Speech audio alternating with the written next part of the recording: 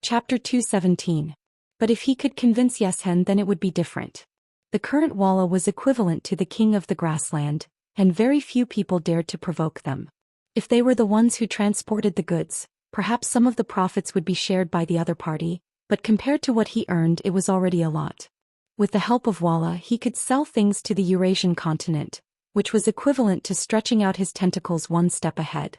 This would play a very positive role in conquering, ruling, and occupying that place in the future. This was Yang Qindong's real goal. Xian was indeed smart and cunning.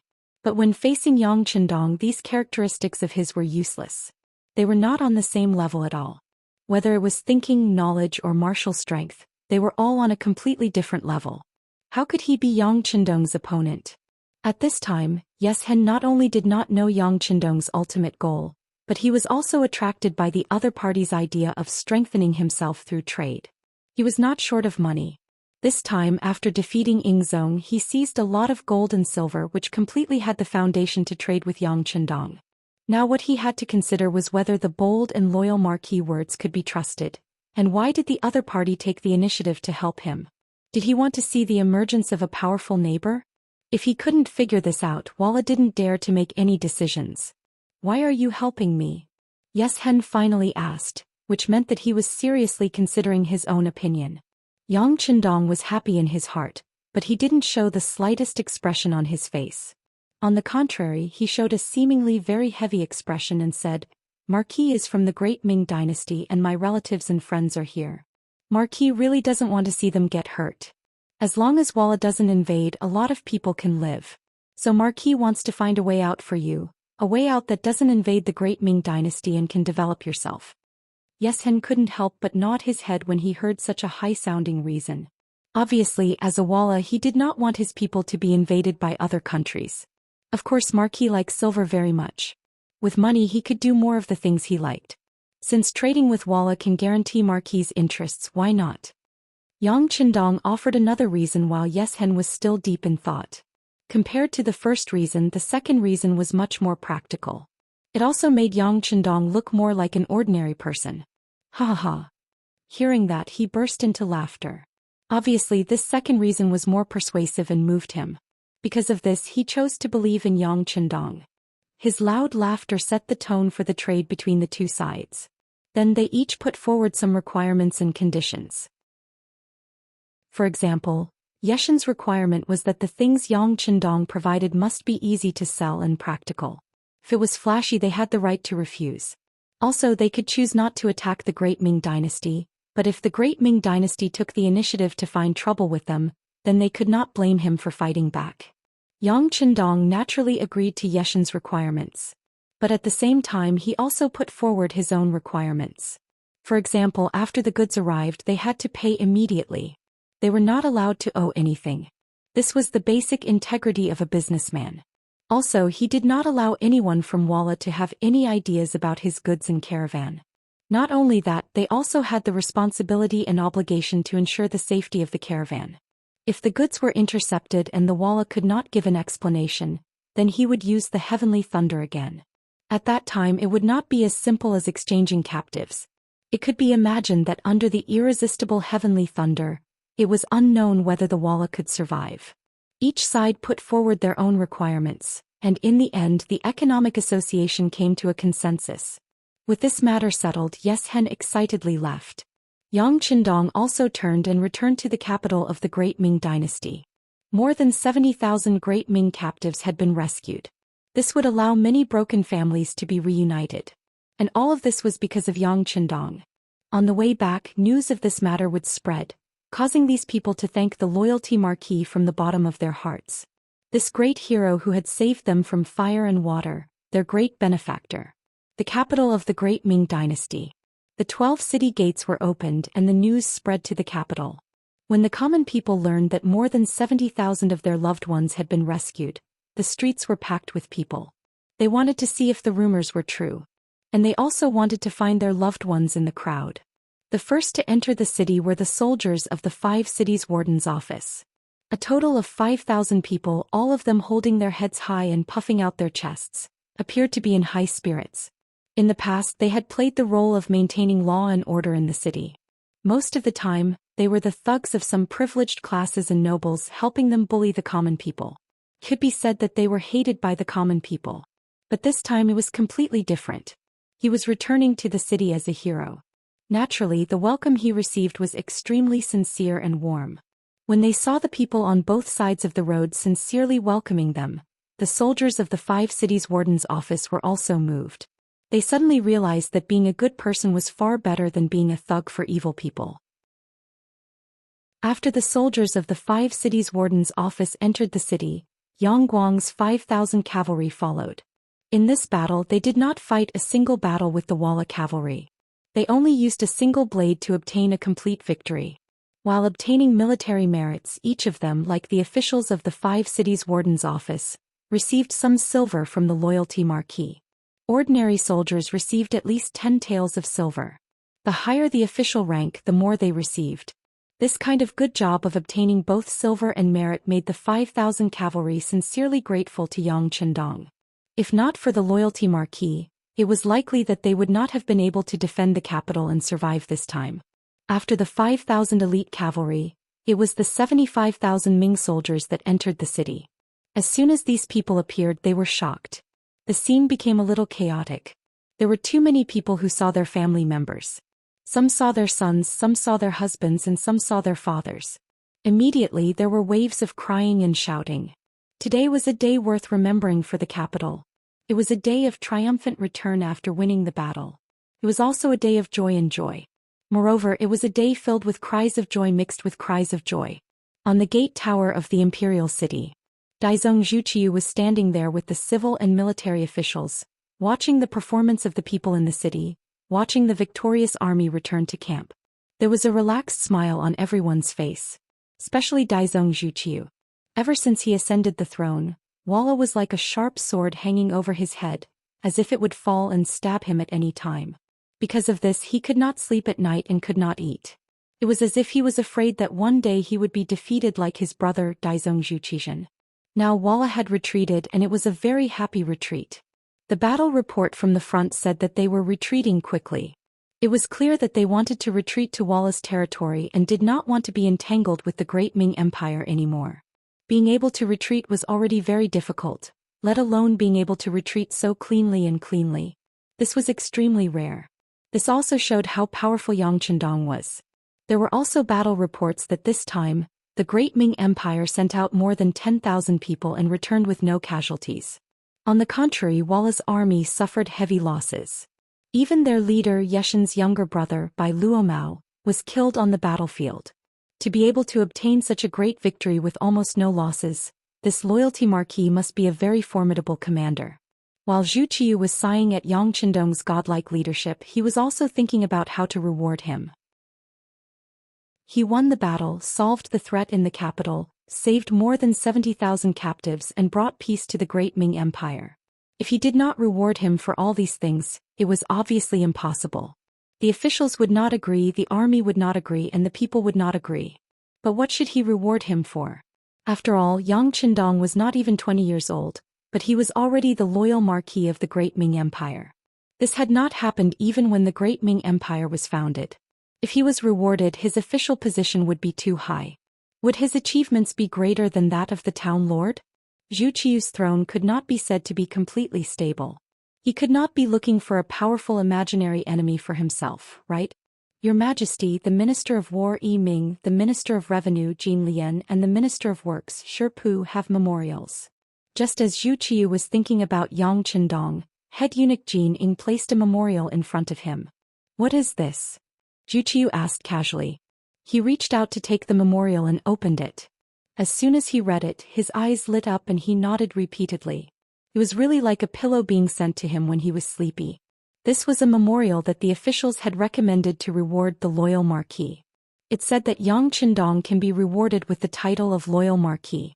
His fief will be 5,000 mu of grain fields around the Yang family's old residence in Jianing Prefecture. This was a diversion of disaster. The so-called loyal marquis was nothing more than a title that represented his high rank. But that was it. Just like Duke Ing Zhangfu in the past, even though he was an official, he was still bullied and humiliated by eunuchs without daring to speak up. But no matter what, after being bestowed the title of duke, it would represent the emperor's regard for Yang Chendong. Presumably, this would be able to shut the mouths of the people in the world. As for the fief, it would be given to Jianing Prefecture. That place could now be considered Zhou Xian's territory. Intentionally luring Yang Chendong, there was indeed the intention of getting rid of the donkey after it had outlived its usefulness. But how could it not be a diversion of disaster? For this reason, Zhou Xian would probably be hopping mad. Chapter 218. It could be said that this memorial was very much in line with Zhou Qiu's thoughts. He immediately approved the memorial. Using the red pen that Jin Ying had prepared, he approved it and the matter was settled. It was worth mentioning that Zhou Qiu had originally wanted to announce the edict in front of all the officials. However, Yang Chendong did not appear after winning the battle. Perhaps he wanted to keep a low profile. However, no one knew that he did not want to see Zhou Qiu. Otherwise he would have to kneel and kowtow. With his current strength, there was no need for him to be so humble. Yang Chendong did not come to see the emperor. The imperial edict had to be announced by someone else. It just so happened that Jin Ying had some matters to discuss with him. She accepted the task and brought a group of embroidered uniform guards and young eunuchs to Yang Manor. The battle was over. Yang Chendong's goal had been achieved. Because of this, they were fortunate enough to follow the sixth young master to Yang Manor. By the time Jin Ying arrived, everyone was having a meal. When Yang Si, who was in charge of guarding, saw that it was Jin Ying and the others, he quickly reported the situation to Yang Chendong. "They're here so quickly." Yang Chendong, who was drinking wine and eating meat with Lung Feng and the others, chuckled. He casually waved his hand and said, "Then why don't we invite them here to announce the edict?" Here. A trace of worry flashed through Yang Si's eyes.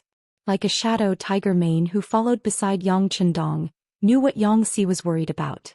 It was none other than Lung Feng. If they saw that their sixth young master had to kneel to someone else, it was inevitable that they would not be able to accept it and cause trouble. In fact, how could he not have such worries? However, since this was the sixth young master's intention, there was no room for doubt. He immediately glared at Yang Si and said, "If the young master tells you to go, then go. Why are you being so long-winded?" Yes. Yang Si saw that Tiger's Mane was angry. It was said that they were usually under this person's management. After a trace of panic appeared on his face, he agreed and left. Yang Chendong patted Tiger's Mane's shoulder and gave him a look of approval and relief. Then he continued to drink with Lung Feng, Xiao Feng, Ting Shan, Wu Sheng and the other company commanders as if he hadn't heard anything. Not long after, Jin Ying arrived. Along with him were 4 eunuchs and 8 masters of the embroidered uniform guards. Usually, when a eunuch went to an official's house to deliver an edict, as the recipient of the edict, they had to prepare an incense table in advance in order to show their seriousness. Some even had to burn incense and bathe in the ceremony. But today there was nothing prepared. Yang Chendong was still wearing his casual and elegant green robes. He didn't wear his official robes and the incense table wasn't set up. When Jin Ying saw this, she couldn't help but frown. But it was only a slight frown and she quickly relaxed. It wasn't for any other reason than the fact that the Yang family's square was filled with mercenary soldiers in camouflage uniforms. Although there were only 400 of them, their combat power was unimaginable. Even defeating Walla had been done with the help of their powerful strength. Against such people, Jin Ying had no chance of winning at all. It wasn't just him. Even the 8 masters of the embroidered uniform guards that he'd brought with him were on full alert. It wasn't that they were dissatisfied with Yang Chendong's lack of preparation before receiving the edict, but they were worried that these mercenaries would suddenly go on a rampage and hurt them. "Oh, it's Eunuch Jin. Come, have a drink with Marquis and the other meritorious officials." As soon as Jin Ying appeared, Yang Chendong secretly observed her reaction. He found that she was indeed a little displeased, but she quickly suppressed her displeasure. Yang Chendong smiled inwardly. He wanted to use this method to remind him that he wasn't an ordinary marquis. There were some rules that couldn't be applied to him. If something went wrong and he went on a rampage, everyone's face would be ruined. Yang Chendong greeted Jin Ying as if he were drunk. Jin Ying couldn't help but look a little embarrassed. He wanted to scold Yang Chendong for not following the rules, but he didn't dare do so in front of all the mercenaries. He could only comfort himself. They had just won a great battle, so it was only right that they celebrate together. There was no need to argue with someone who was drunk. Loyal Marquise, the Emperor has an edict for you. Please kneel and receive it, Jin Ying said with a fake smile. He didn't directly respond to Yang Qindong's invitation to drink. Subconsciously he seemed to be saying, we aren't on the same side, so there's no need for us to drink together. There's another imperial decree, but His Majesty is going to reward this marquis again. Since he was drunk, it was not a problem for him to act a little wild. He immediately laughed and stood up. Perhaps it was because he had drunk too much, but when he stood up he almost lost his balance. If not for Hu Mang, who was standing at the side, who was prepared and supported him, he would have fallen to the ground in an embarrassing manner. Yang Qindong accept the edict. Yang Qindong shrugged his shoulders and shook off Hu Mang's arm that was on his body. With a plop he fell to the ground, giving people the feeling that he was prostrating himself on the ground. Because of Jin Ying's appearance, all the mercenaries in the courtyard had stopped drinking and eating. The atmosphere had become much colder. But now Yang Qindong had suddenly fallen to the ground and knelt to receive the edict. All the mercenaries stared coldly at Jin Ying and the other mercenaries. 10,000 swords piercing the heart was nothing more than this. At this moment Jin Ying felt cold all over. It was as if he was walking in the snow without wearing anything. No, it was colder than that. It was a coldness that seeped into his bones. Jin Ying couldn't imagine why these mercenaries gave him such a terrifying feeling. Even as he panicked, he opened the Golden Dragon Edict with trembling hands. He read out the edict of acting patriarch Zhou Xian rewarding Yang Qindong with the title of Duke of Loyalty. This was a rare moment when he was absent-minded while reading an edict. But at this moment Jin Ying was really afraid. When he read the edict he stuttered. He finally finished reading the edict. But when he looked at Yang Qindong, his lips were slanted and he was snoring softly. It seemed that he had fallen asleep. Jin Ying didn't dare to be angry. Instead he leaned forward with a gentle expression and said softly, Duke of Loyalty, wake up. Wake up. I've finished reading the edict. Thank you, Your Majesty. Yang Qindong seemed to have been startled awake. He opened his eyes and spoke. Then he rubbed his eyes and said to Jin Ying, You've worked hard, eunuch Jin. How about this? Please enter the hall and rest for a while. After Marquis has bathed we can sit down together. Jin Ying had come here to have a good chat with Yang Qindong.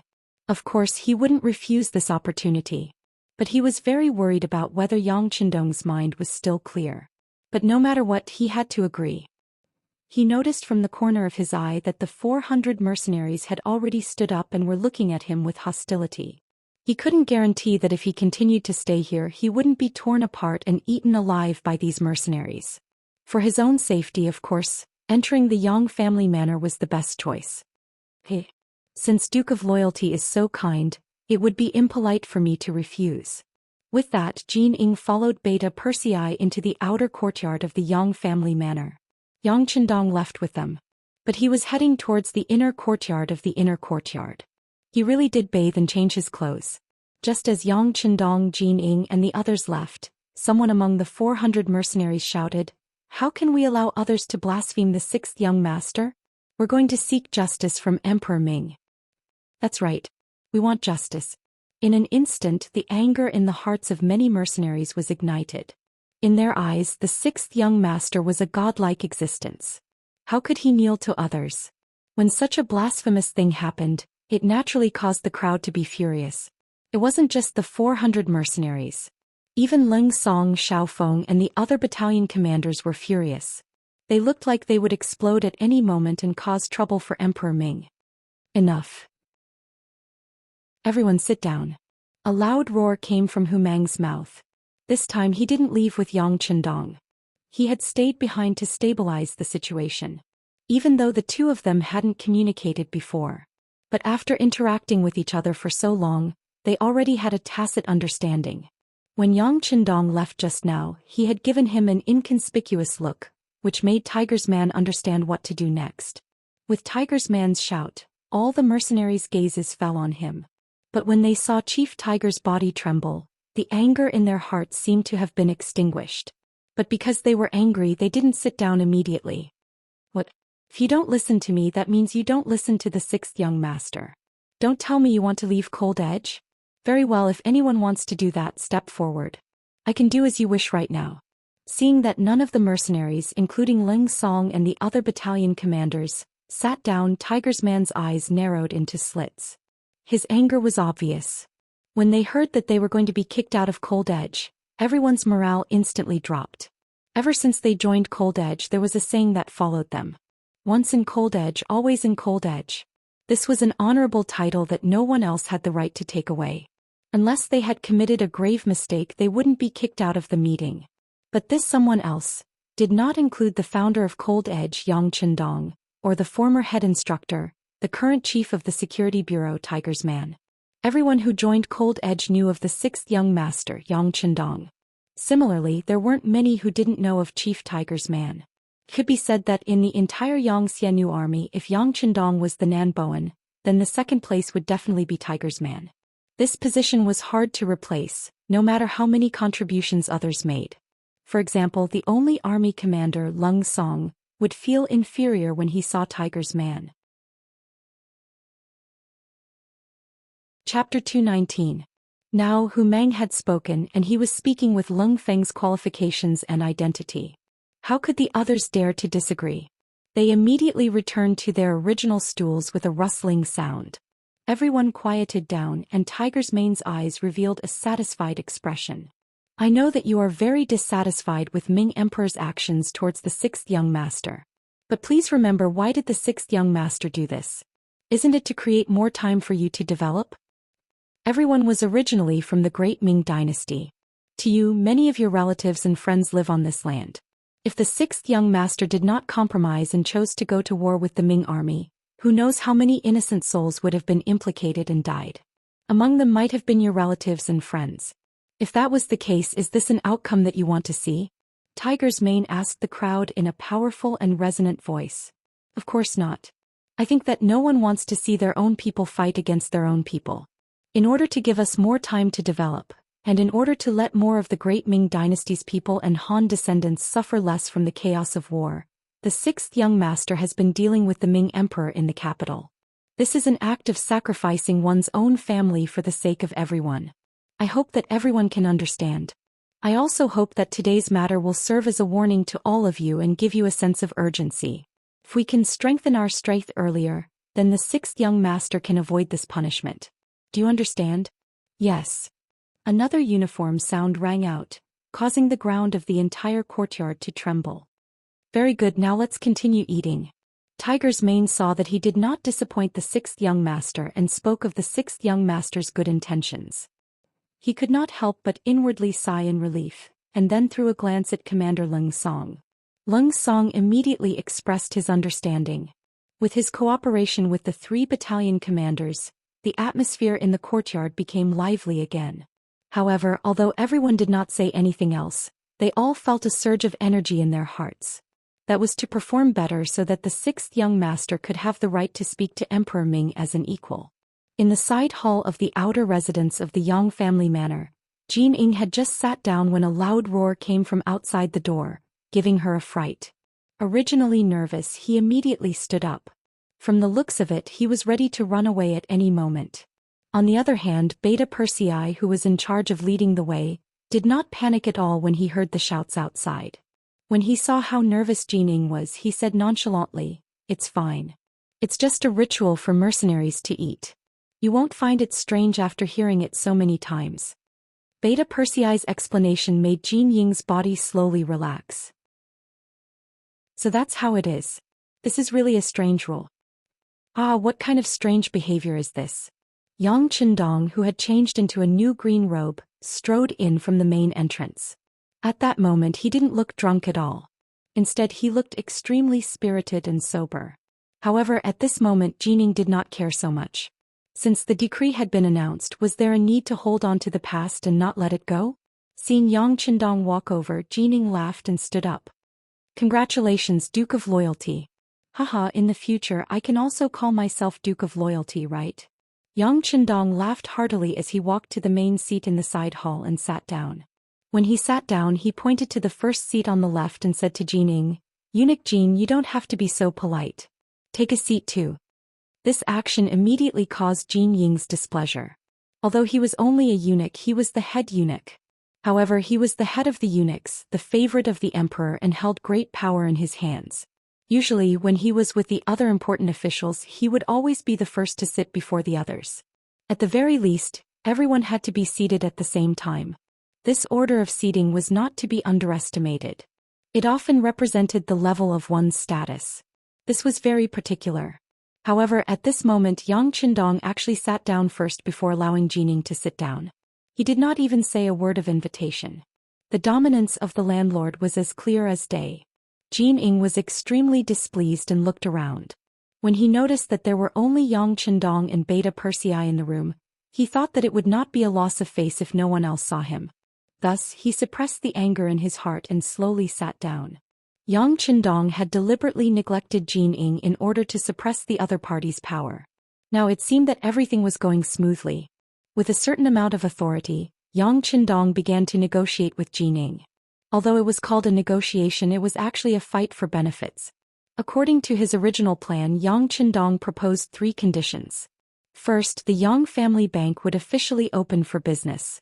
After the capital, it would be promoted to the other major cities nearby. The imperial court would not be able to stop him, nor would it play any dirty tricks. In short, in the future Yang Qindong would be a businessman, and a great one at that. If no one provoked him, he would not use his power to oppress others. Second, for his own personal safety. Of the 400 mercenaries, 200 would be left behind. 100 would be in the Yang family village and 100 would be in the capital to ensure the safety of the immortal abode Heaven Beyond Heaven and the Yang family bank. In the future he would decide according to the situation whether or not to continue hiring mercenaries. On this point Yang Qindong showed that he was rich and imposing. Third, Yang Qindong would not attend court, nor would he participate in court politics. He would also not participate in the matters between Dai Zong and Ying Zong. He wanted to become a third party with a transcendent status. As for these 3 conditions, Dai Zong had already agreed to the first condition and had even said that he would deposit 500,000 taels of silver into the Yang family bank. There was no need to discuss it further. Jining agreed immediately. As for the second condition, he could not doubt it either. The other party had money and could hire mercenaries, which could only make others envious. It was on the third condition that Jining was dissatisfied with. She made a request on behalf of Dai Zong. That was, since he was the Duke of Loyalty and Courage, he should be on the side of Dai Zong. I saved Ying Zong's life. It is impossible for me to completely cut off my relationship with him.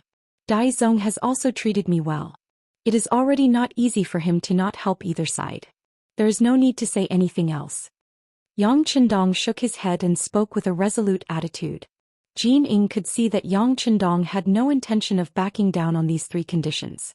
After hesitating for a moment, she thought about how Walla had already retreated and did not need Yang Qindong to act for the time being. Since that was the case, not helping either side was not a bad choice. There was no harm in agreeing. But if she agreed, Jining also raised 3 conditions. First, they would not help either side. Yang Qindong was only the Duke of Loyalty and had no other authority. Even his previous position as the commander of the embroidered uniform guards had to be removed. Since he was going to retire, he might as well retire completely. Second, Yang Qindong was not allowed to interfere with Dai Zong's relationship with the mercenaries. Jining was very clear on this issue. He even said that he already knew that the Duke of Loyalty and the leader of the mercenaries had a good relationship. Jining thought that after she said all this, Yang Qindong would at least look embarrassed and would even give an explanation. Unexpectedly, young Master Yang had no intention of speaking at all. Said he continued. Let's talk about the third condition. The reason Yang Qindong did not care so much was naturally because he had purposely revealed everything that Jining knew. Based on the fact that he had a good relationship with the leader of the mercenaries, it was clear that Jining was ignorant. In reality, it was not just a good relationship. They were the same person. Alright, the third condition is that since you are a merchant, you have to pay business taxes. This is also a matter of course. Of course, the Great Ming Army and embroidered uniform guards who have received the money will also protect the Yang family's business. Jin Ying's face was full of smiles. She seemed to be saying that if you pay taxes, you will naturally be protected. If you don't pay taxes, then sorry, but don't come looking for us when someone causes trouble. Yang Qindong had already considered the matter of paying taxes. He had even thought of a countermeasure. However, since Jining had brought it up, he still had to fight for the rights and benefits. Oh, then how does eunuch Jin intend to collect the taxes? The Great Ming's laws require that agriculture be taxed at a 30:1 ratio, Jining said in a probing tone. This was the result of a discussion with the Minister of Revenue, Jin Lian, the Minister of War, Yi Ming, and the Minister of Works, Shi Pu. The three ministers all agreed that if they wanted to curb Yang Qindong's development, they had to collect business taxes.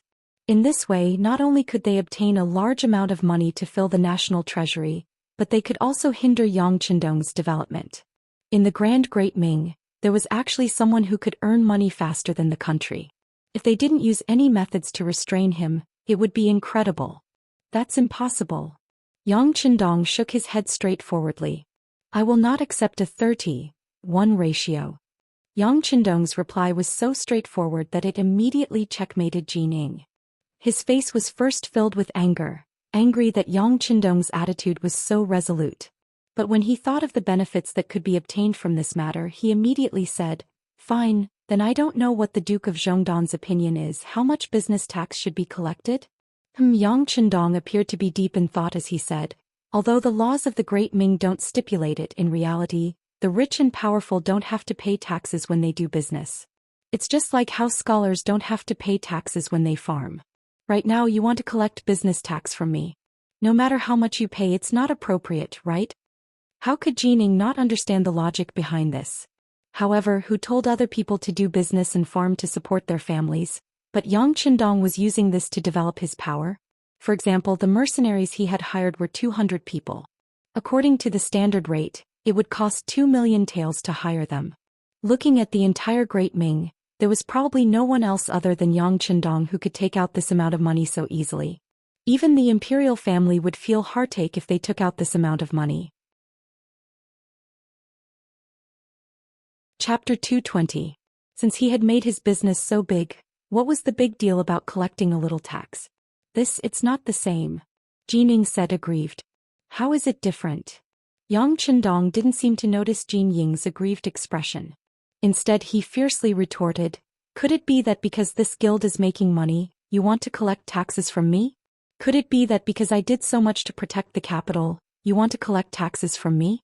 If that's the case, there's no way you can justify it, right? Then I, Yang Bao, have no choice but to ask the people of the world, where is justice? Where was Yang Bao's justice? Jin Ying's entire body trembled, his expression ugly. Only now did he realize that Wang Zhen still had a powerful tool in his hands.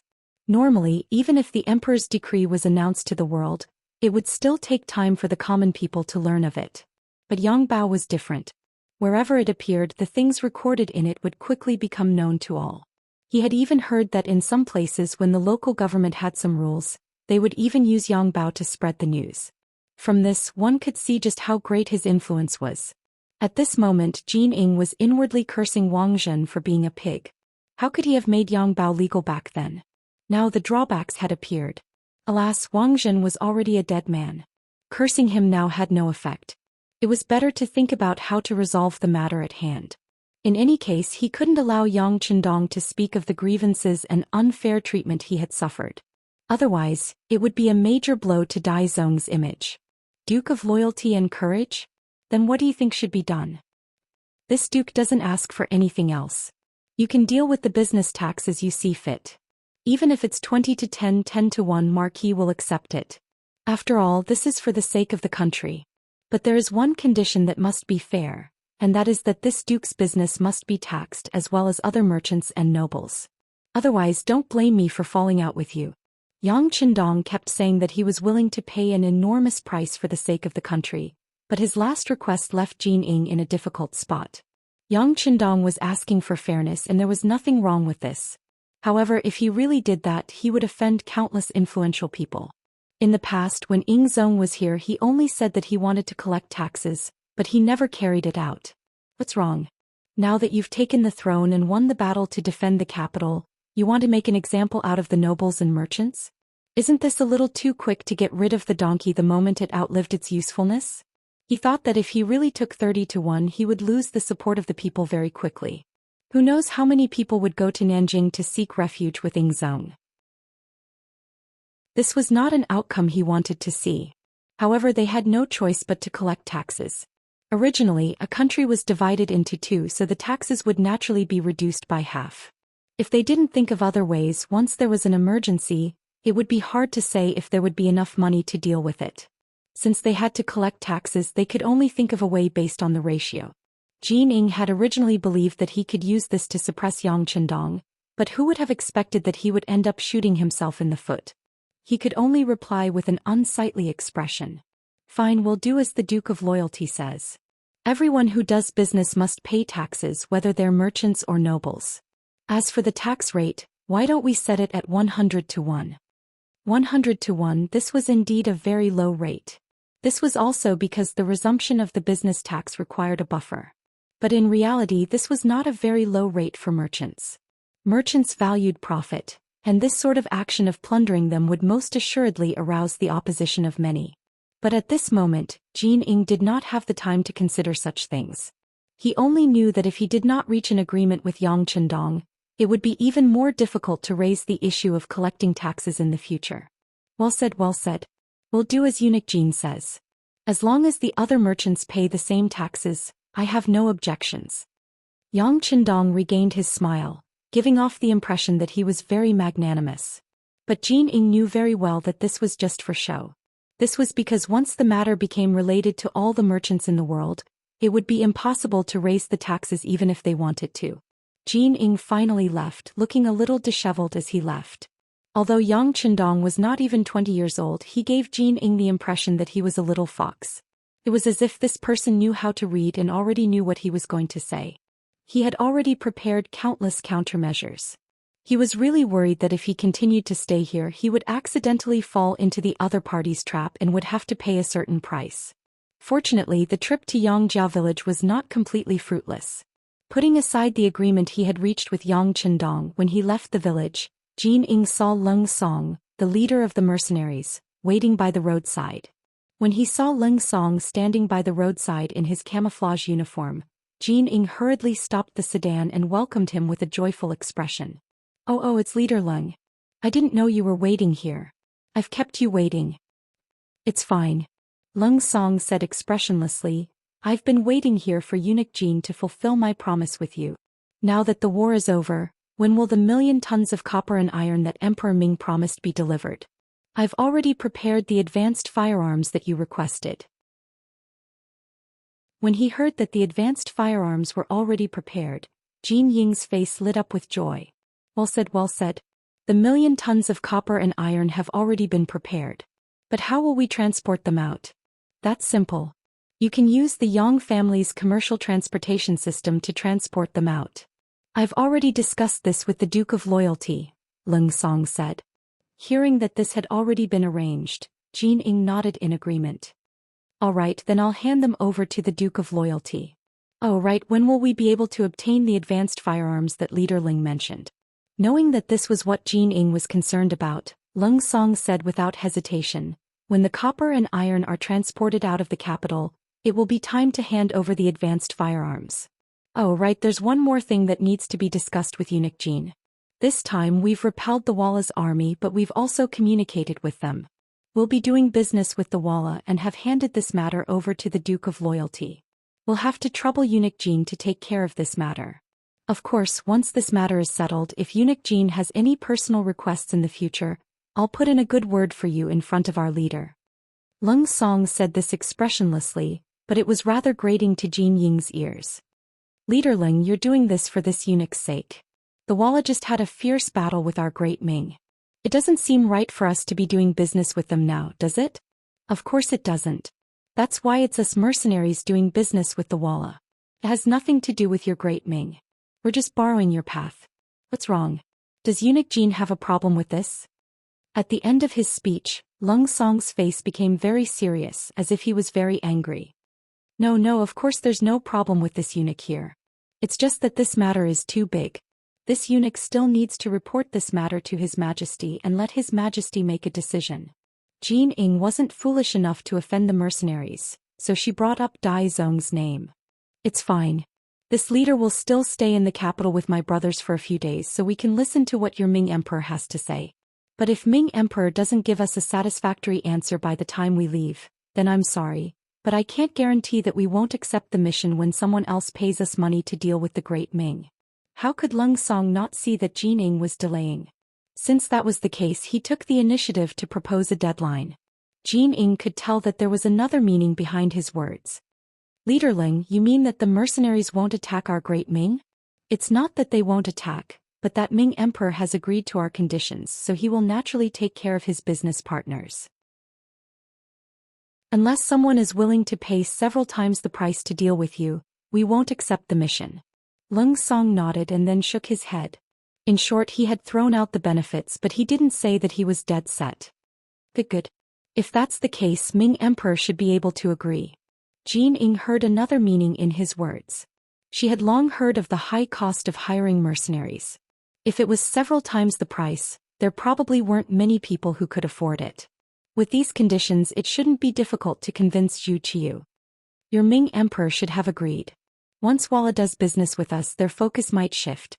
At that time, I'm afraid they won't have any designs on the Great Ming. Lung Song nodded as if he was giving her advice. Yes. Jin Ing nodded, then looked left and right.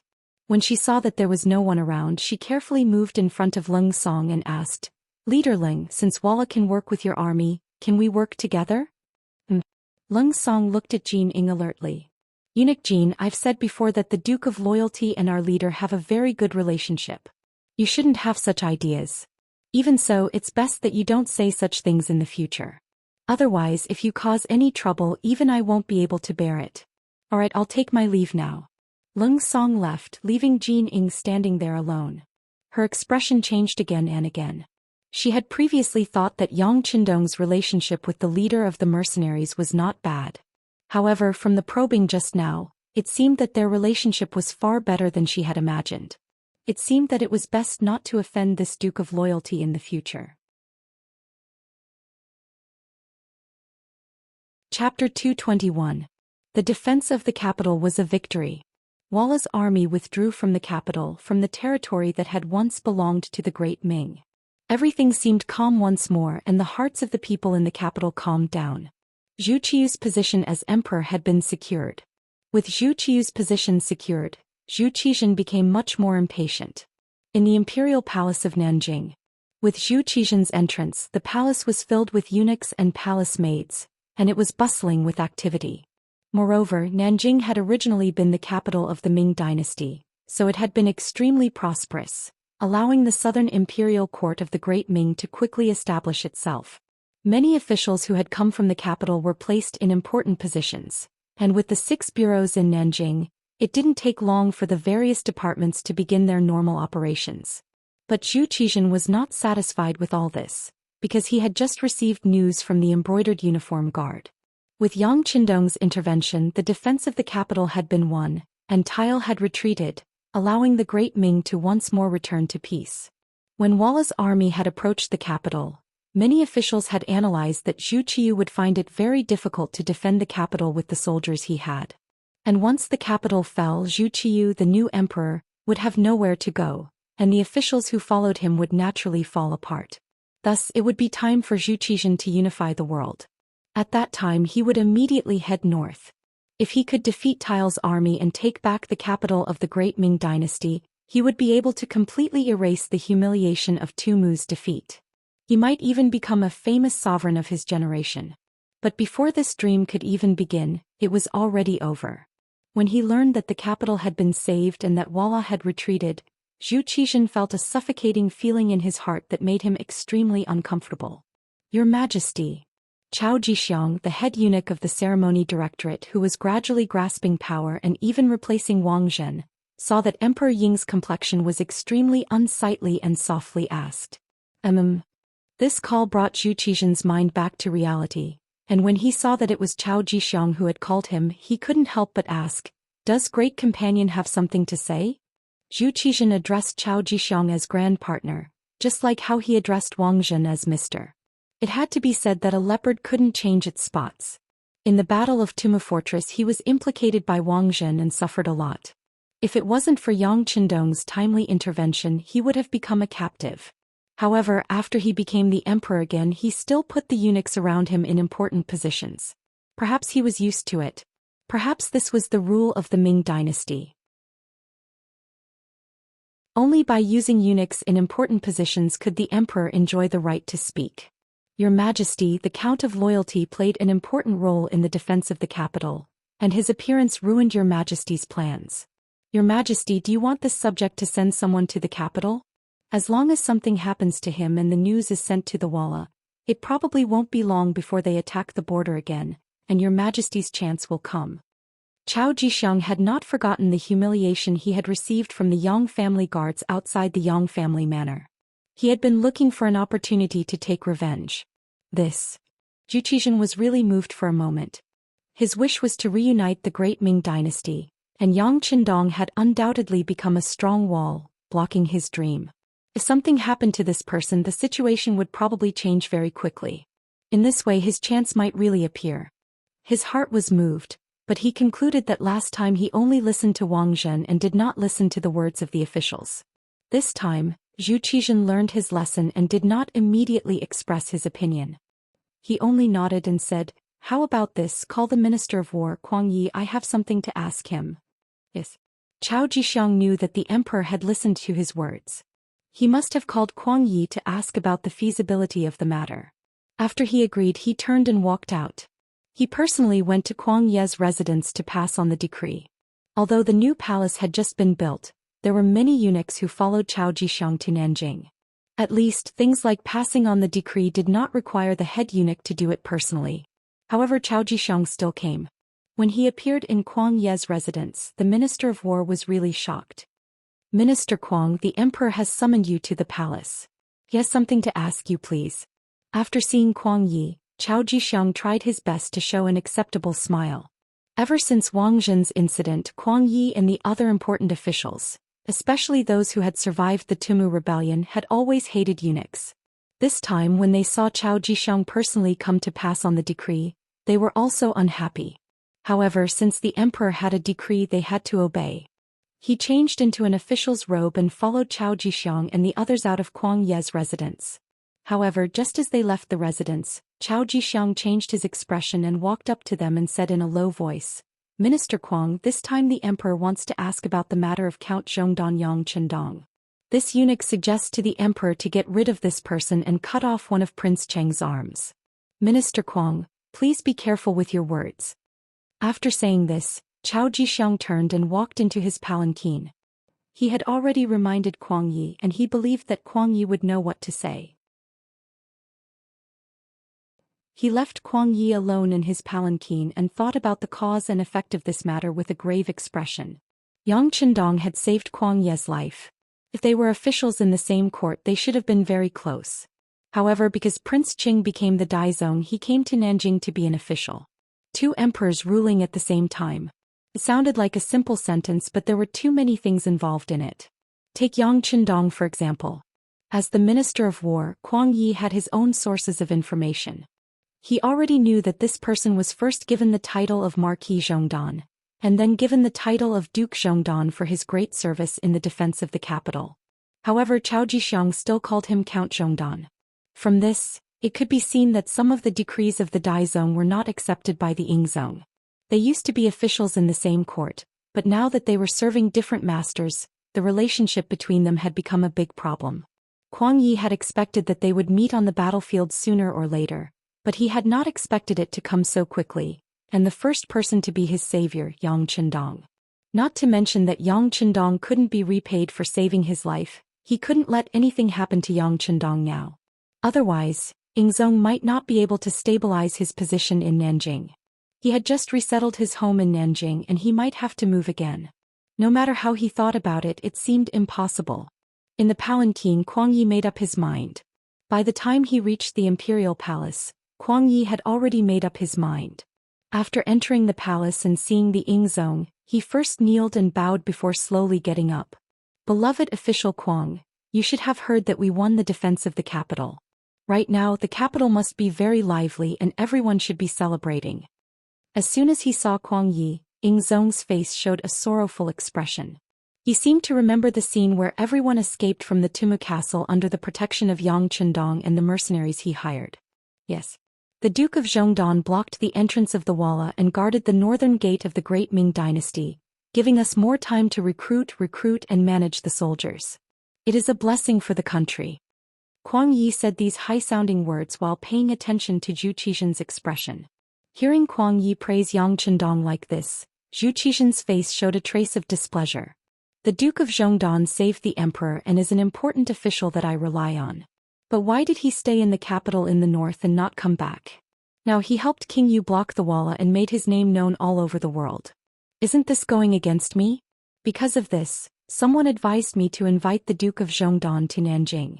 If he doesn't agree, we can use extreme measures. Beloved official Kuang, what do you think?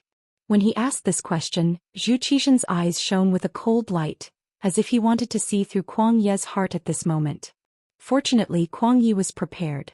After hearing Zhu Qixian's words, he did not panic.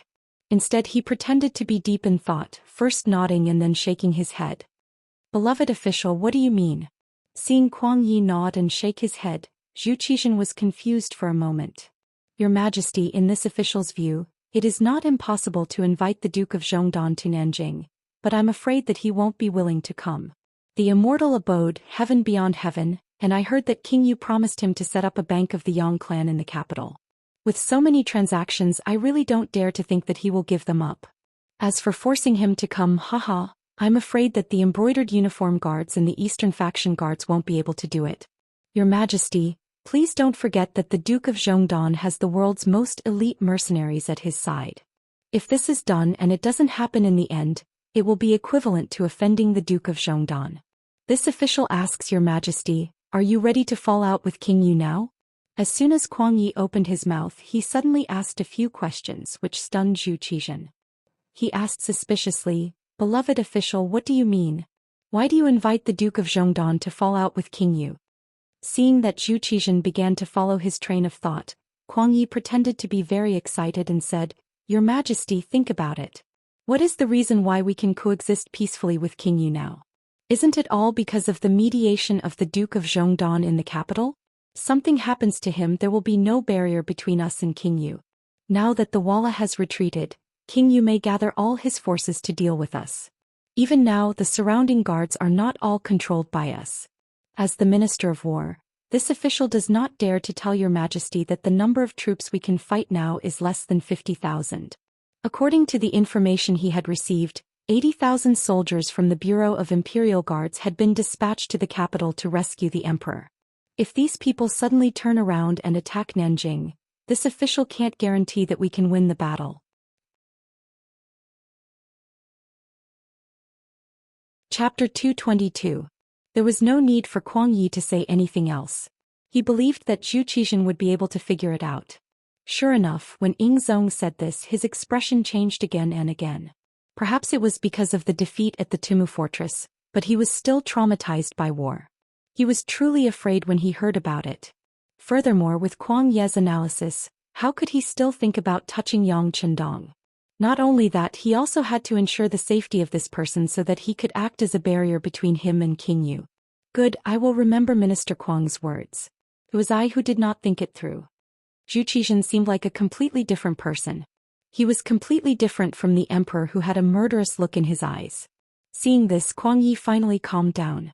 This time, not only did he want to repay Yang Chendong for saving his life, he also did not have the confidence to do anything to this loyal duke. Think about it, even the elite cavalry of the Walla were defeated by this person. How could he be so easy to deal with? If he couldn't touch the other party, he would be provoked to point the saber at Nanjing. If that was the case, he was afraid that this time he really had nowhere to hide. Whether it was to repay the debt of gratitude or for himself. Kuang Ye's words completely dispelled Zhu Qixian's thoughts about Yang Chendong. At this moment, Yang Chendong in the capital did not know that someone wanted to kill him. Of course, even if he knew, he might not care. With Leng Feng and the others in charge of his safety, he did not take any assassination seriously. 4 days had passed since the Walla retreated. Today was the day that the mercenaries retreated. With Leng Song as the leader and battalion commander Xiao Feng as the second, The two of them led the 200 mercenaries of the first and second companies out of the capital. The ones left behind were the third company led by Ting Shan and the fourth company led by Wuxia. These two people were left behind to replace Xiao Feng. This was because Yang Qindong intended to promote them. By his side he could learn more things. In the future, when the system grew stronger and needed more high-ranking officers, there would not be a situation where there was no one to replace them. When Commander Leng Song left, he took with him the 1 million tons of copper and iron that Dai Zong had given him. For this matter, he had hired several thousand commoners to push the carts out of the capital. After paying so much, Dai Zong received an item and a promise. The object was a Type 81 rifle and 30 rounds of ammunition. The promise was a guarantee that the mercenaries would not easily attack Dai Zong. After paying so much, all he got in return was a gun and a guarantee. In the eyes of others, it seemed like he had lost out and it was a huge loss. But in Dai Zong's eyes, it was worth it. With the first advanced firearm with the ability of the Great Ming Empire's firearms department, they should be able to make a second one. Once he had this kind of advanced firearm, he would not be far from running amok in the world. He would be able to reunite the Great Ming Empire. A guarantee was equally important. At the very least, he didn't have to worry about others using mercenaries to deal with him. In order to obtain all of this, he only had to pay 1 million tons of copper and iron that he wouldn't be able to use in a short period of time. Of course it was worth it. Perhaps this was what it meant to turn waste into treasure. Dai Zong was still in a state of ecstasy. He ordered people to hurry up and develop the Type 81 assault rifle so that they could produce results as soon as possible and benefit from it. At this time, the Yang family bank, which was opposite the Immortal residence and Sky Beyond Sky, had opened for business. Since it was Dong Shuai who made the move, it would definitely be extraordinary. 3 days ago, the Yang family bank had started to advertise the opening of the bank. There was a large introduction of the bank's function, and it promised that if money was deposited in the bank, one would be able to obtain extremely high interest rates. At the same time, it also sent out an invitation to ambitious businessmen who wanted to do business but lacked money. As long as you had something, whether it was land or houses, you could use it as collateral. Even if you didn't, you could also borrow money from the bank through a joint guarantee from 5 households. It also introduced the interest rates for depositing money in detail and also talked about some ways for people to borrow money. When the Yang family bank released the advertisement, it instantly attracted the attention of many people. In particular, the advertisement also said that in the first 3 days of the bank's opening, as long as someone deposited money, they would be given all kinds of small gifts. The more money they deposited, the better the gifts would be. For example, some people didn't have much extra money in their family and could only deposit 2 taels of silver at most. But even so, they could still receive a packet of toilet paper. The market price of this item was at least 2 taels of silver. In this way, it was equivalent to receiving 2 taels of silver for free. As for the 10 families with the highest savings, each of them would be given a divine object mirror. The first family would also receive 5 sets of extremely exquisite glass cups.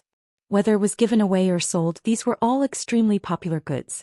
With these as a catalyst, on the morning of the Yang family bank's opening, there was a crowd that blocked the nearby streets.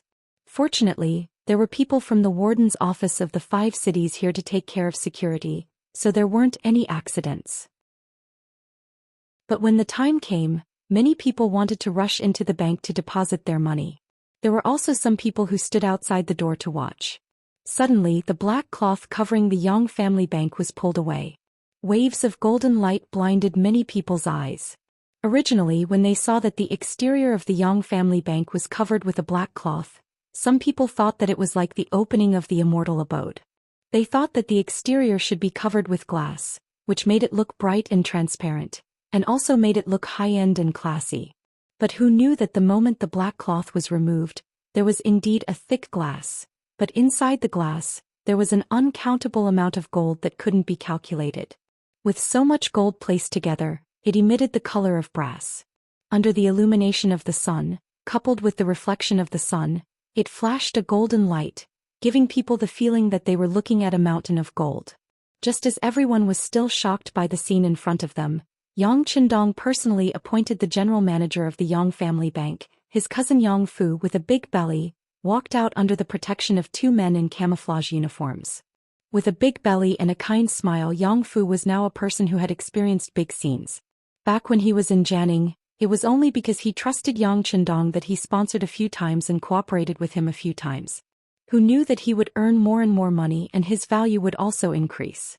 Later on, when he came to the capital with Yang Chendong and managed the Immortal abode and heavens beyond heaven, he increased his knowledge.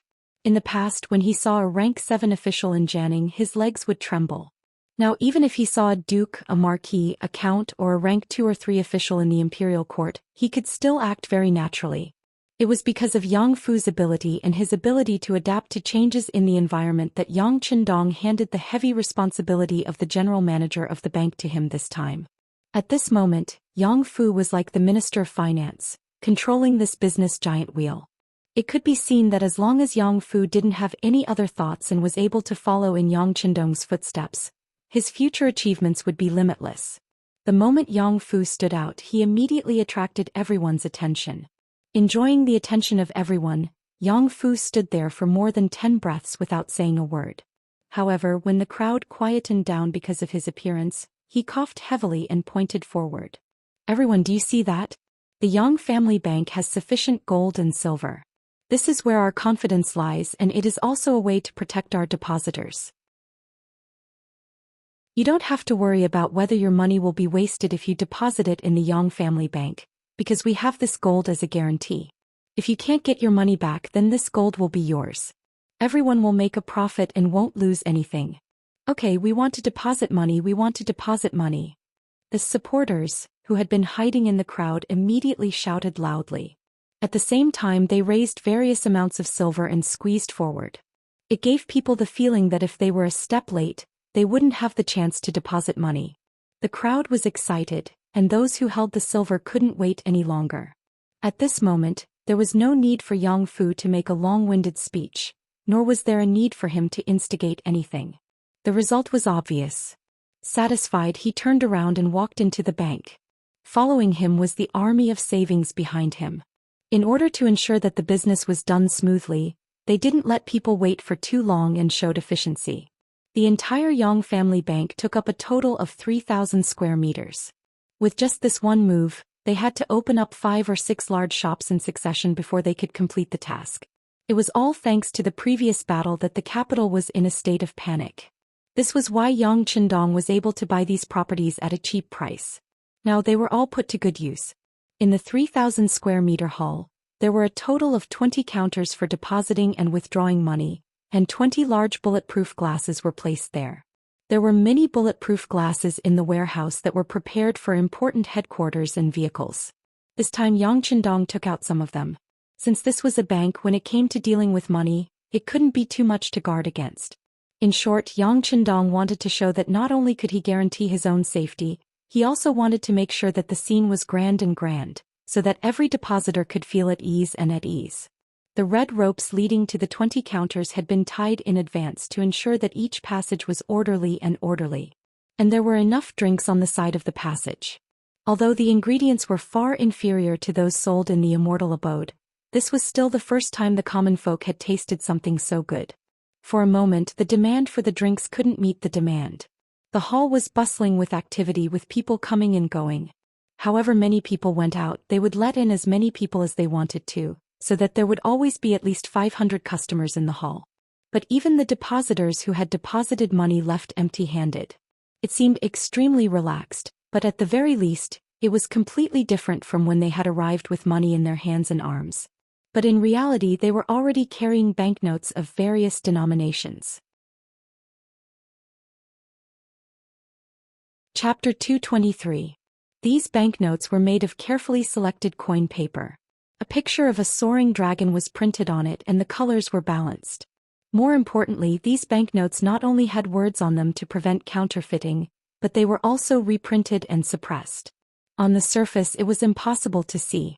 Only when one touched it with their hands could they feel the uneven existence. And all of this was made by Yang Chendong, who first found a lot of materials in the large warehouse. Then he gave them to the munitions factory and printing factory in Xi'an City to jointly produce good things. Many of the processes could not be done by one person, so it was equivalent to an additional safe process. In addition, some of the processes were only available in the large warehouse. As a result, it was impossible for others to forge them. And Yang Qindong firmly believed that with his arrival and the advanced knowledge he brought, science would develop step by step. The gap between the current level of science and technology would only grow bigger and bigger. It would be even harder for others to find an opportunity to catch up and surpass. There were free drinks to drink, free gifts to receive, and countless amounts of gold as guarantees. In addition to the light and simple banknotes, the Yang family bank became popular on the first day. It opened until the sky turned dark, and when it had to be forced to close, it had already absorbed a total of 7 million taels of silver. The good news was quickly sent to the Yang family manor 15 li south of the city. Without the danger of war, the Duke of Loyalty Yang Qindong returned here. For him, it was more reassuring to not live in a territory controlled by others. Without the threat of war, Yang Qindong spent the past few days with Hu Yan and Xiao Yin in addition to dealing with his daily work. In Hu Yan's words, Lu Lang was not young anymore. Her older brother and some of her friends had already become fathers when they were at his age. Since he had such a large family property, of course he had to have enough people to carry on. So, after discussing with Xiao Yin, he pestered Yang Qindong every day when he was free, in order to give birth to the next generation as soon as possible. Yang Qindong really didn't understand. He was less than 20 years old. Why was he in such a hurry to have a child? His parents' bodies hadn't fully developed yet. What was the benefit of having a child in a hurry? Fortunately, Lady Shui and Lady Xiang were busy with their work. They were arranging the scene where the god of war Yang Qindong defeated the Walla's army. Besides, people who worked in the arts did not want to have children too early. Otherwise, their bodies would change. With two less people, Dong Shui could calmly deal with the two women. When Yang Si excitedly reported the good news of the 7 million yuan deposit in Yang Qindong's bank to his master, Yang Qindong, he was being fed dinner by Hu Yan and Xiao Yin. Yang Qindong was also shocked when he heard that the daily savings was 7 million taels. Ah, good. Looks like the people of the Great Ming Dynasty really are rich. How about this? We have to strike while the iron is hot. Notify everyone that in the future, anyone who uses banknotes in the immortal abode or realm beyond heaven will be able to enjoy a 5% discount. Yang Qindong was stunned for a moment but quickly reacted. He decided to add fuel to the fire. It would be best if he could get all the money in the hands of the Great Ming Dynasty's people, merchants and nobles. If everyone used banknotes, then without him the Great Ming Dynasty's economy would be crippled. At that time, who would dare to touch him? Yang Si left. He was excited when he came, but he was also excited when he left. After he left, Hu Yan, who was feeding him, asked with a puzzled expression, "Sixth brother, what do we need so much money for? We even have to get a 5% discount. Who knows how much less income we'll get?" "Ah, housekeeper, you're quite competent." Yang Qindong smiled and scratched the bridge of Hu Yan's nose. This was his signature gesture of intimacy with his woman. Seeing that even Hu Yan was starting to care about the business, Yang Qindong wasn't displeased at all. Instead, he said with an encouraging tone, "Using money to make transactions is really too wasteful. If this thing is passed around for a long time, it will wear and tear. That's equivalent to wasting an infinite amount of money. In addition, it's too heavy to make transactions. Sixth brother, you're doing a good deed to reduce everyone's losses. As for ourselves, didn't you say that we already have a lot of money? Doing something for the common people is something we should do." His words were dignified and righteous. Yang Qindong didn't explain that the difference in the price of silver and the quality of the silver would be the source of the profits for the Yang Bank. He also didn't say that he wanted to use this method to control the Great Ming Dynasty's economy. Although they were married, there were some things that he didn't want to hide from them. He was just afraid of scaring them. If he really told them about his ambition, it was possible for Hu Yan to faint from fright. Before he had enough strength or showed enough signs, Yang Qindong didn't want to scare his women and make them worry about him. All the pressure would be shouldered by himself. This was what a man should do. With Yang Qindong's decision, the news quickly spread the next day. For a time, the merchants who were still hesitating whether to deposit money in the bank were shaken. They took all the liquid funds and began to deposit in the Yang Bank, causing the turnover of the next day to exceed 8 million taels. In just 2 days, a total of 15 million taels of silver had been deposited. This was undoubtedly a major event that shook the world. Even the acting sect master Zhou Xian was shocked by this. In fact, such a result wasn't unexpected. First, the people of the Great Ming Dynasty who had just experienced the rule of Zhou Xian still had some money in their hands. Second, the business strategy and promotion were in place. Third, the discount was enough. In addition, the reputation of the East Marshal had always been very good. Opposite him were his businesses, Immortal Residence and Sky Beyond Sky. The traffic there directly affected people's judgment and trust in him. Not to mention he also had the support of the emperor. Zhou Xian had deposited 500,000 taels of silver. The other ministers followed suit. Naturally, this amount wasn't that shocking. But when the situation was reported to Zhou Xian, he was still shocked. 15 million taels. This was close to half of the Great Ming Dynasty's national treasury. This wealth belonged to one person. How could he not be shocked? The original Great Ming Dynasty's national treasury had experienced the efforts of several generations of monarchs. There was indeed some savings. However, the Great Ming Dynasty lost the Battle of Tumu and lost a lot. Later, when the two emperors ruled together, Emperor Ingzong took away some of the money. In addition, they spent a lot of money to hire mercenaries. Over time, they were only spending money. It was no wonder that the amount of money in the national treasury was gradually decreasing. In the palace, Zhou Qiu made a difficult decision. Notify the Ministry of Revenue to calculate and collect the business tax. Disregarding everything else, just how much money could they earn from the Yang clan's bank every year with a business tax of 100 to 1? With this as bait, Dai Zong couldn't help but be tempted. He had no choice but to use some methods. Although doing so would offend some merchants and nobles, and would even cause some people to be dissatisfied, this was the only way to replenish the national treasury. Jin Ying knew what the consequences of the emperor's decision would be, but seeing how Yang Chendong was earning so much money, they couldn't just do nothing. The country had always relied on collecting taxes to survive, and this was a matter of course. Thus, they didn't raise any objections and went to the Ministry of Revenue to pass down the decree. As the new Minister of Revenue, Jin Lian had always wanted to make some achievements, but he had never had a suitable opportunity. Now that the business tax had appeared, he knew that his opportunity had come. He immediately led a group of subordinates and quickly came up with some regulations. In just a few days, the details of the business tax were announced in the capital. Once the business tax was announced and it was done so quickly, it immediately attracted the dissatisfaction of many merchants. How could anyone who could become a merchant be an ordinary person? Either he was smart or he had a strong background.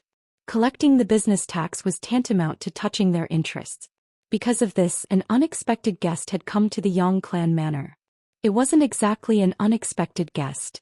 This person was Dong Shuai's relative, his sixth brother-in-law, Bai Peng. When his sixth sister, Yang Qin, had married into the Bai clan, the Yang clan had been in a period of decline. The status of a merchant wasn't high, and the marriage alliance had been looked down upon. However, in order to support the Yang clan, Yang Qin had resolutely chosen to marry into the Bai clan. At that time she had indeed exchanged for a lot of money which had helped the Yang clan for a period of time. Yang Qin had sacrificed so much, but her brothers and sisters didn't understand. Fortunately, Bai Peng and Yang Chendong had a good relationship and they loved each other dearly. At the very least, he hadn't taken in a concubine yet. This had also gained Yang Chendong's approval. When it came to collecting goods in heavens beyond heaven, others couldn't, but the Bai clan had benefited greatly. And this time Bai Peng had taken the initiative to come. Needless to say, he was here to discuss the imperial court's plan to collect the business tax. He had represented the majority of the merchants in the capital in coming to seek advice from Dong Shuai. He wanted to see if there was any good way to deal with it. Since his sixth brother-in-law had come, Yang Chendong naturally couldn't refuse to meet him. Not only did he meet him, he even met him in his own study. From this one could see how solemn he was. Upon seeing Yang Chendong, even though he was his sixth brother-in-law, Bai Peng still respectfully greeted him. Duke Yang. All right, sixth brother-in-law, there's no need for you to call me Duke. Just call me Dong Shuai or sixth young master. Yang Chendong, who didn't like such formalities, chuckled and invited Bai Peng to sit across from him. All right, Dong Shuai. The imperial court's tax collection this time is clearly aimed at us merchants. With a ratio of 100 to 1, how much money will we have to pay in that year? We merchants are all opposed to it. Since they were relatives, there was no need to beat around the bush. Bai Peng raised the doubts in her heart. Yang Qindong savored the fragrant tea in his hand as he looked at Bai Peng.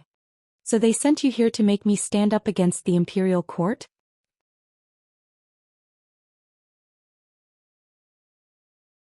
Chapter 224. No.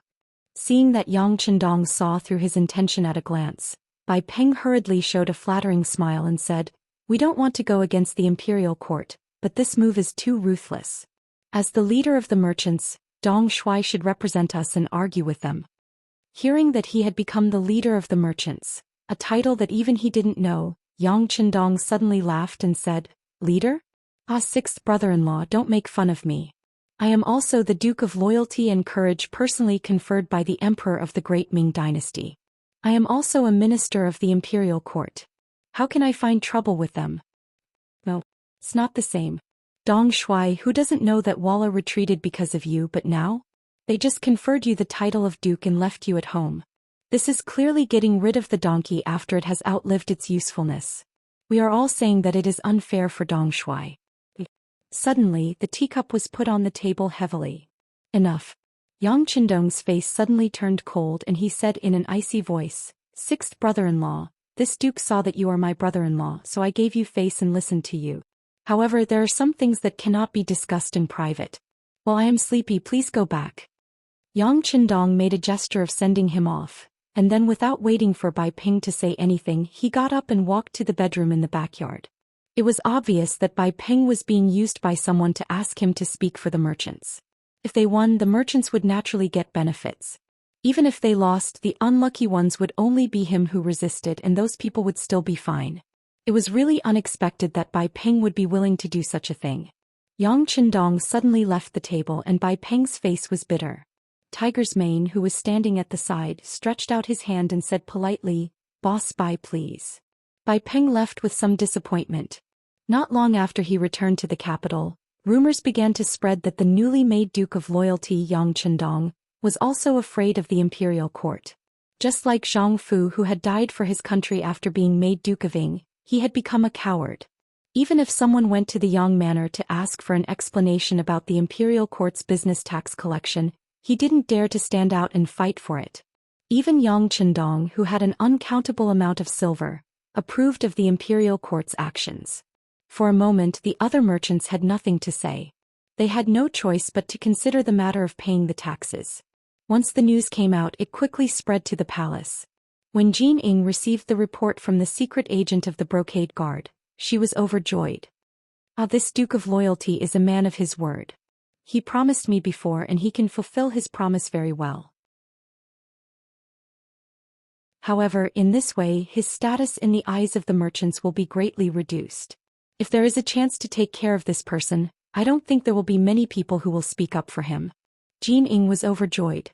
At the same time, she waved her hand to summon a trusted eunuch and said, "Go, tell Commander Lu Gui that there are some things that can be taken care of."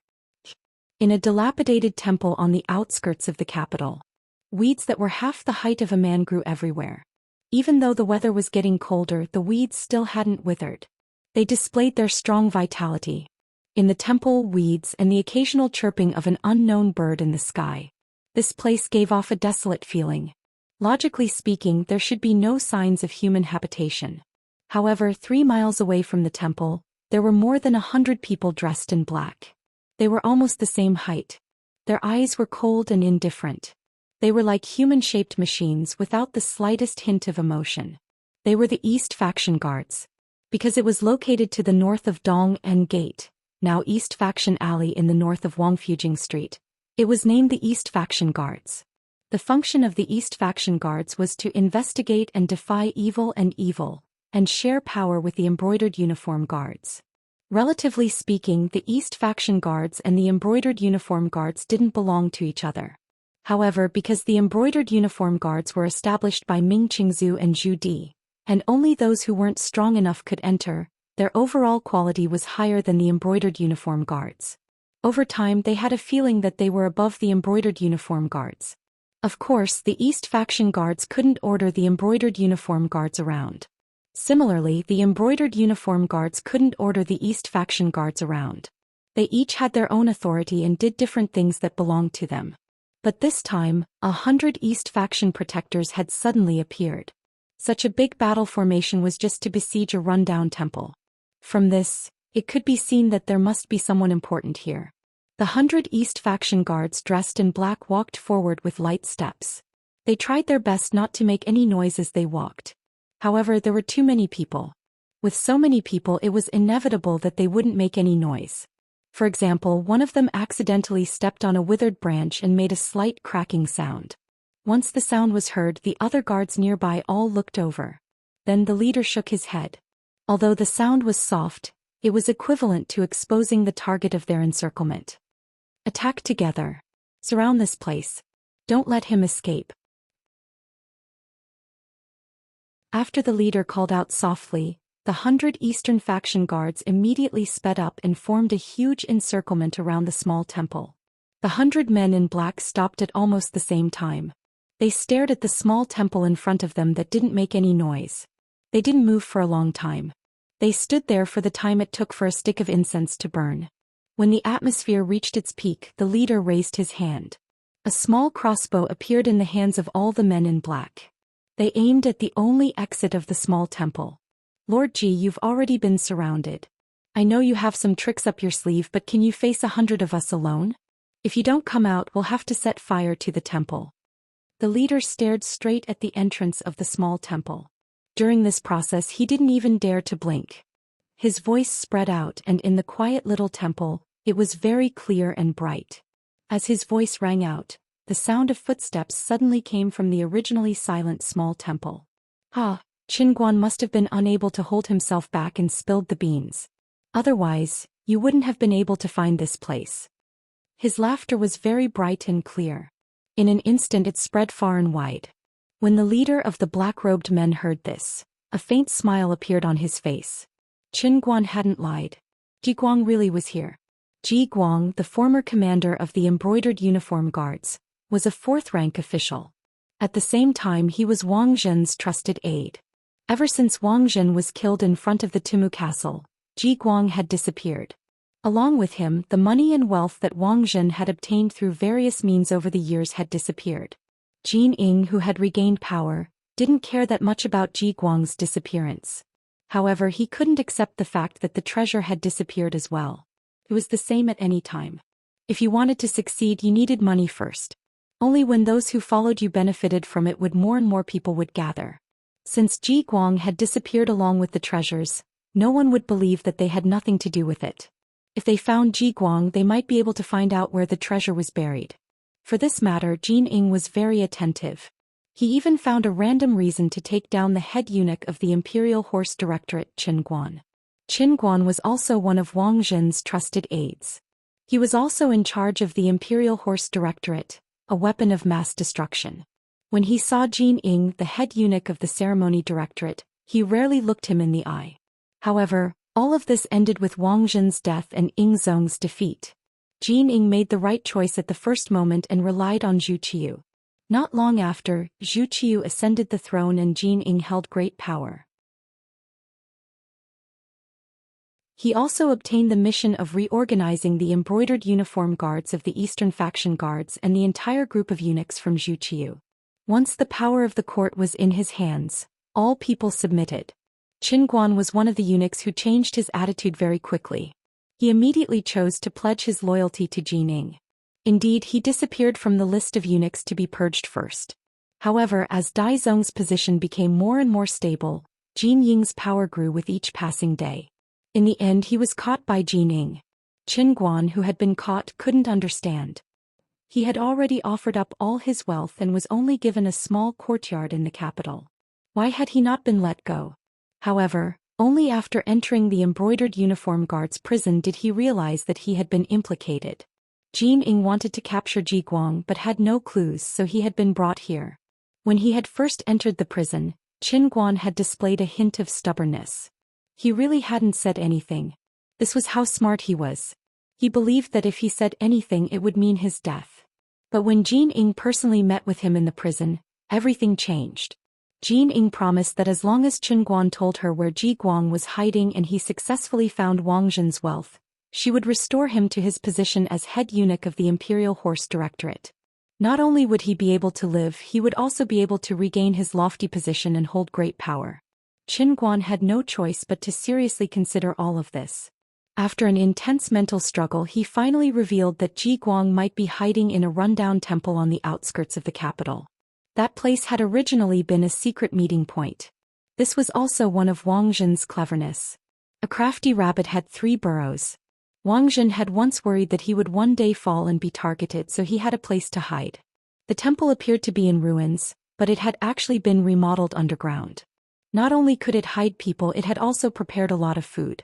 It could guarantee that one wouldn't have to worry about survival for a month or even longer. After receiving this news, the operation at the Eastern Faction headquarters took place. As expected, they found the former commander of the embroidered uniform guard, Ji Guang.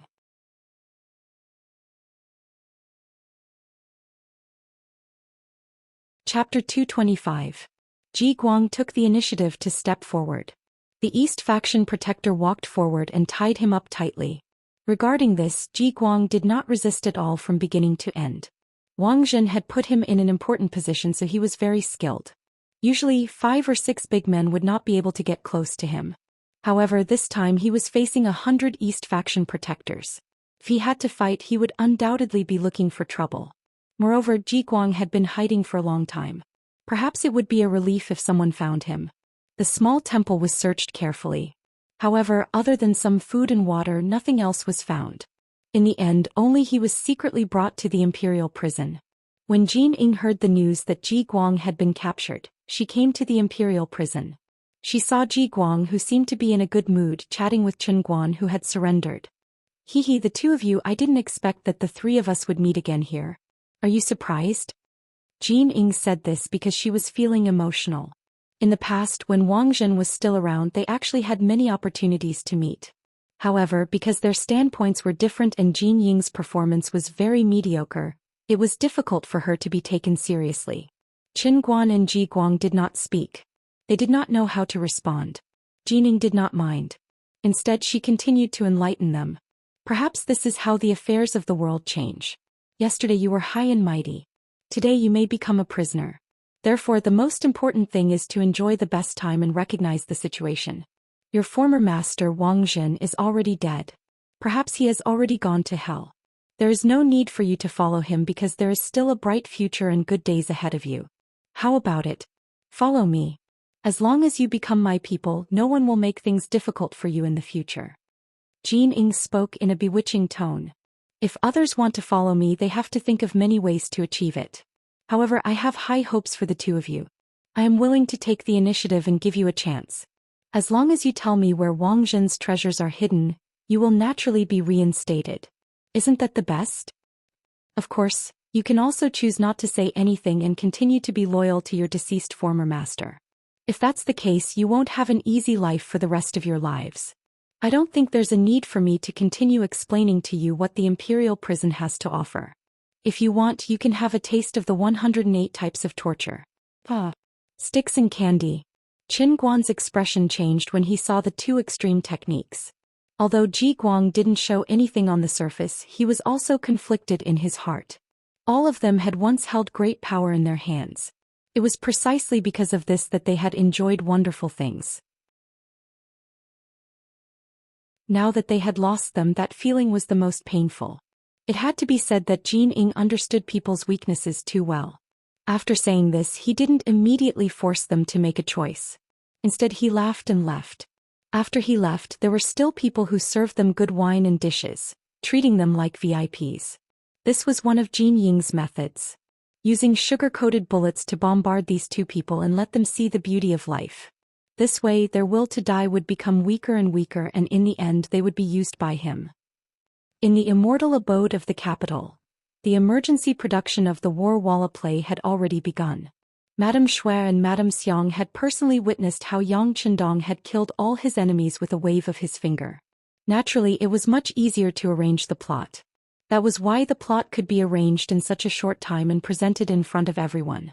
Yang Chendong had defeated the powerful Walla army. Everyone in the capital knew about this, and even a child of 2 or 3 years old would remember the name of the Dong Shui.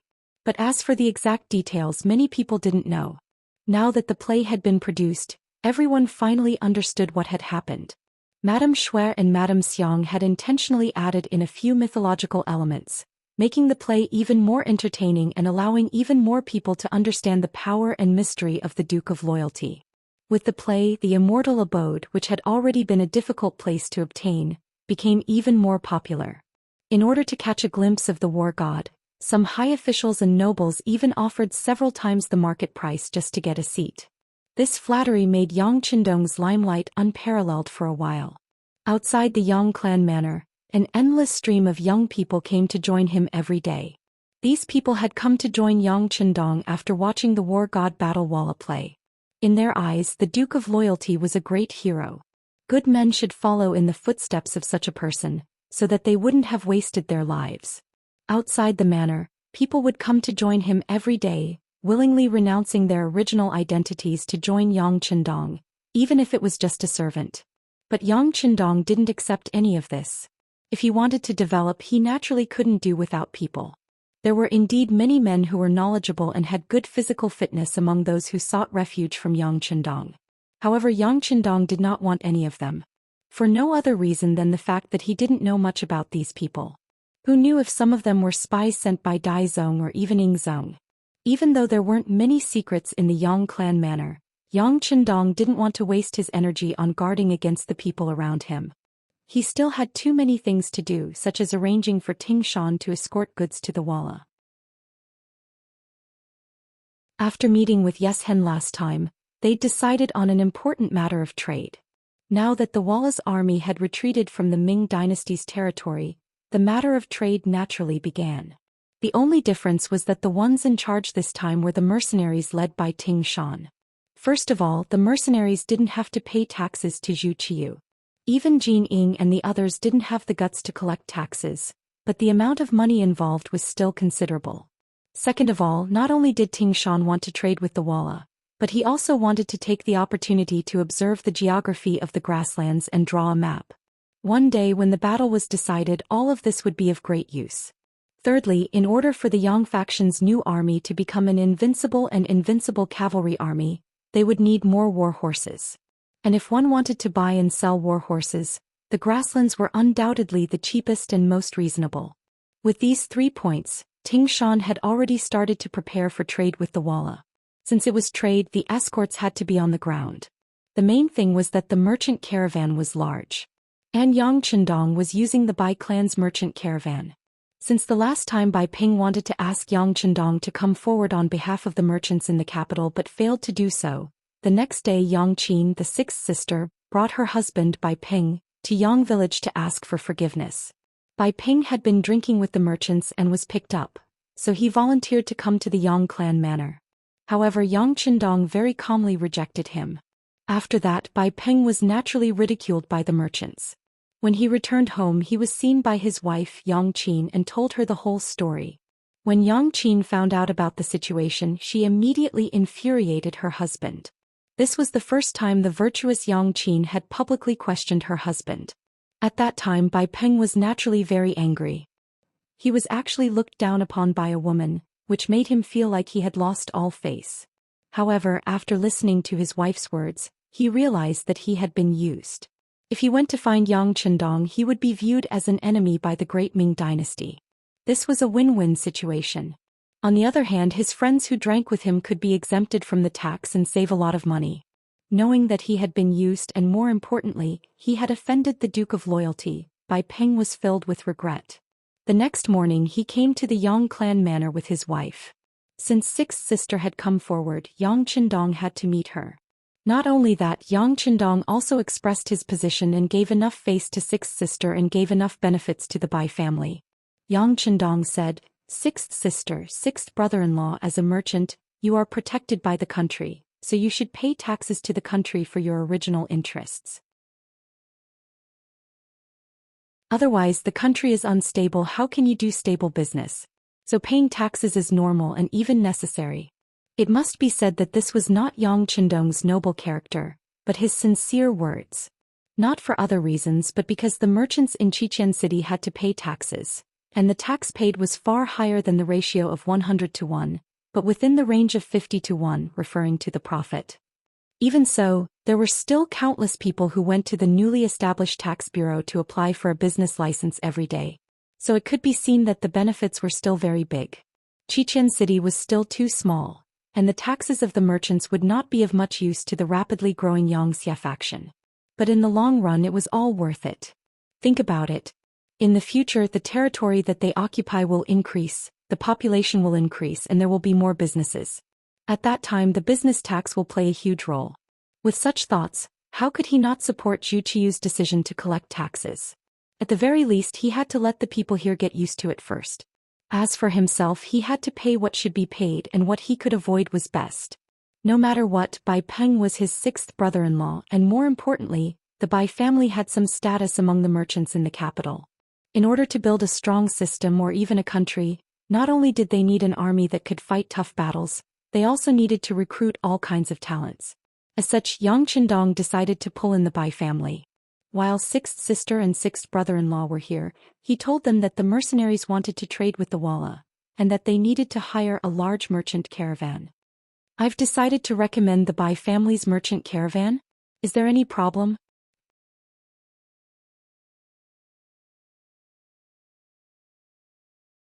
Chapter 226. Can we? Bai Peng was very excited when he heard this. He even looked at his wife, Yang Qin, with a grateful expression. Normal merchants would not have the guts to trade with the Walla.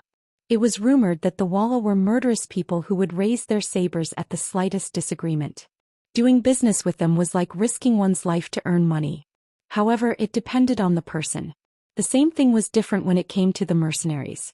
As the battle between the war god and the Walla spread throughout the capital, other than remembering the great hero Yang Qindong, they also remembered the mercenaries. This was an army with few people but with advanced firearms. It was said that each of them could fight against 100 people. When they faced the Walla army they could easily crush the enemy. There were also people who said that when Tumu was defeated, it was these mercenaries who saved Ingzong and the 9 important officials of the country. As the discussions became more and more intense, people started to worship the mercenaries blindly. It was as if this army was omnipotent. Now, it was these powerful mercenaries who wanted to do business with the Walla people. The Bai family was just hitching a ride. This was a great thing. Imagine, while transporting goods for the mercenaries, wouldn't the Bai family also be able to bring some goods to sell to the Walla people? How big of a market would that be? The more he thought about it, the more excited Bai Peng became. When he looked at Yang Qindong, his eyes were filled with gratitude. Alright, we're all family. There's no need to say any more words of thanks. This matter can be settled like this. As for the specific details such as the amount of goods needed and the number of carriages needed, sixth brother-in-law can discuss it with my cousin Yang Fu. Yang Qindong had a confident smile on his face. As he spoke, he winked at his sixth sister Yang Qin with a mischievous look. Yang Qin was also amused by her little brother's performance. In fact, she was even happier. This was clearly her little brother helping the Bai clan. Alright, I'll have to thank sixth brother this time. I won't say anything else. In the future, the Bai clan will definitely follow sixth brother's lead in business. Yes, we're all family in the future. Our Bai clan will listen to Dong Shui. Bai Peng also hurriedly expressed his stance. We're family after all. Yang Qindong's face was full of smiles. He knew that with the help of the Bai clan business would be much easier in the future. After his sixth sister and sixth brother-in-law left, Yang Qindong's mood became very good. However, everything was ruined because of a report sent from the bureau. According to the information provided by the bureau, Wang Zhen's trusted aide Qin Guan was first imprisoned by Jin Ying for a random reason. Not long after, Wang Zhen's other trusted aide Ji Guang was also found in a dilapidated temple on the outskirts of the city. Now both of them were imprisoned. An insider reported that Jin Ying had just gone to the prison to meet the two of them. As for what exactly they talked about, it would take time to find out. Looking at this piece of fresh information, Yang Qindong threw it on the desk. Inform the bureau to investigate all the eunuchs and brocade guard officials who originally belonged to Wang Zhen and have defected to Jin Ying. Find out the pattern of their activities. Yes. Tiger's Mane saw that the sixth young master seemed to be a little angry. He nodded in agreement and left. When there was no one else in the room, Yang Qindong looked at the report in his hand and gently shook his head. It's best that you don't provoke me. Otherwise I guarantee that you'll regret it. Yang Qindong had a premonition that once Jin Ying grasped power, she would come to make trouble for him. However, he hadn't expected things to happen so quickly.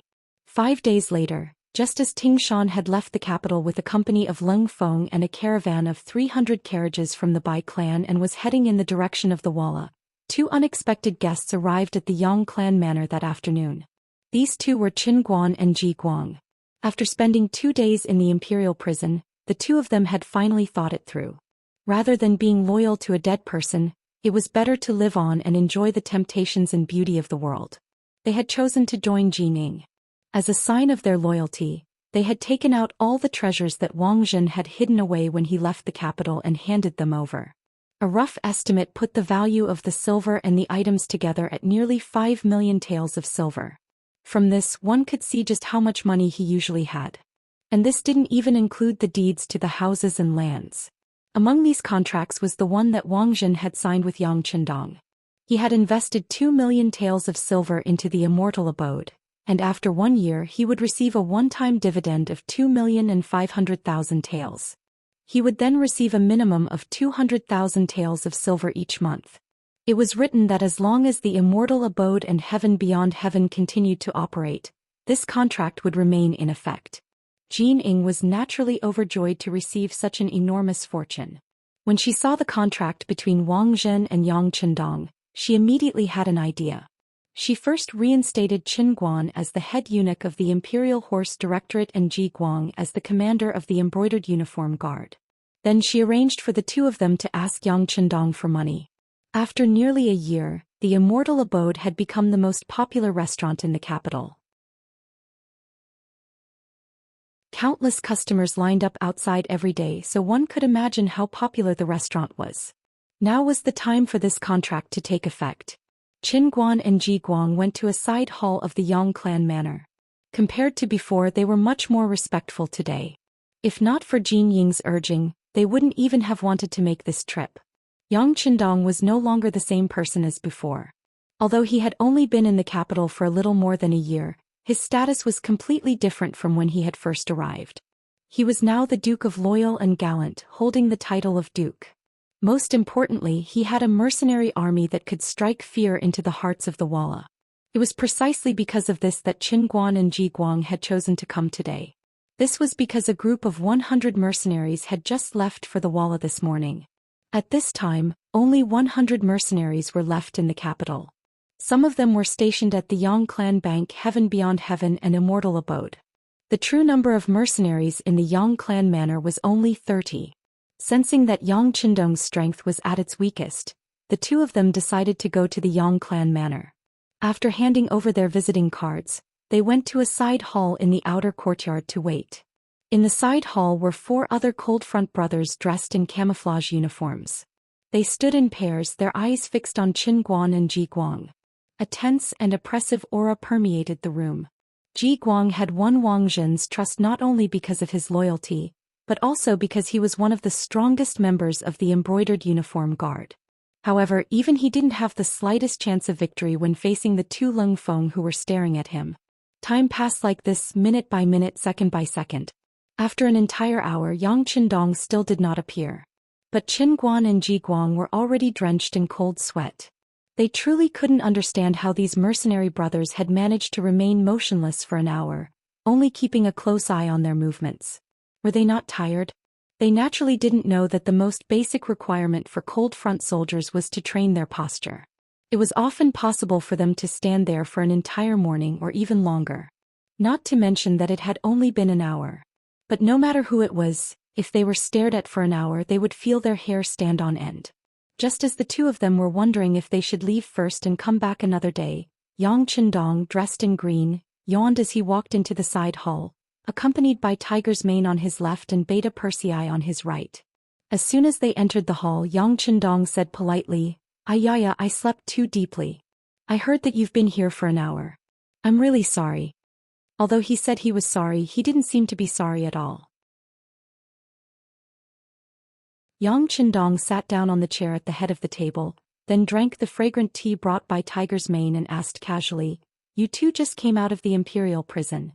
I haven't congratulated you yet.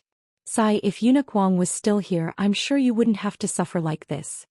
The moment he came up, he brought up the matter of the two of them in prison and even mentioned Wang Zhen's name. Qin Guan and Ji Guang's expressions turned ugly. Now that they had sided with Ji Ning, it was tantamount to betraying Wang Zhen. If someone said the name of the previous owner in front of you, no matter who it was, their expression wouldn't be good. Their expressions were ugly. They knew that Yang Qindong was disgusting them, but they couldn't vent their anger. Was the Duke of Loyalty so easy to offend? Especially when there were 6 burly men staring at them. They were afraid that if they did anything extreme they would walk out of here in one piece. Their expressions were ugly and their hearts were filled with unwillingness. But since they were here they had to get down to business. After Qin Guan gave Ji Guang a look, a contract was delivered to Yang Qindong. Duke Yang, take a look at this first. The contract was delivered to Tiger's Mane first, then placed in front of Yang Qindong. Putting down the teacup in his hand, Yang Qindong looked at the contract curiously, then laughed. This Wang Zhen, he's still playing this game with me. Back then he clearly said that the contract was lost. Now he suddenly appeared. Is he trying to act shamelessly? He seemed to be talking to himself but also seemed to be talking to Qin Guan and Ji Guang. Then in front of the two of them he tore the contract into pieces. This action frightened Qin Guan and Ji Guang. The two of them seemed to instinctively stand up. Following their movements, the 4 men who had been watching them closely also took a few steps forward and came to their side. From the looks of it, if they dared to do anything extreme they would immediately attack.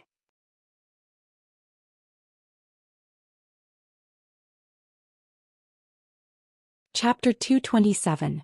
Duke Yang, what do you think you're doing? Qin Guan asked angrily. This was clearly a scoundrel trying to deny the debt. Although Ji Guang didn't say anything, his tightly clenched fists were enough to express his anger and dissatisfaction. Yang Qindong, on the other hand, acted as if he didn't see anything. He smiled and shook his head. Please don't take offense. My guild will give you an explanation for this matter. Tiger's Mane, go to my study and bring me the contract with Wang Zhen's handprint. Tiger's Mane nodded and left to carry out his orders. Qin Guan and Ji Guang couldn't help but glance at each other, a trace of surprise in their eyes. They didn't understand what that handprint contract meant. However, when Tiger's Mane returned and Yang Qindong placed a contract with his handprint on it in front of them, they understood what was going on.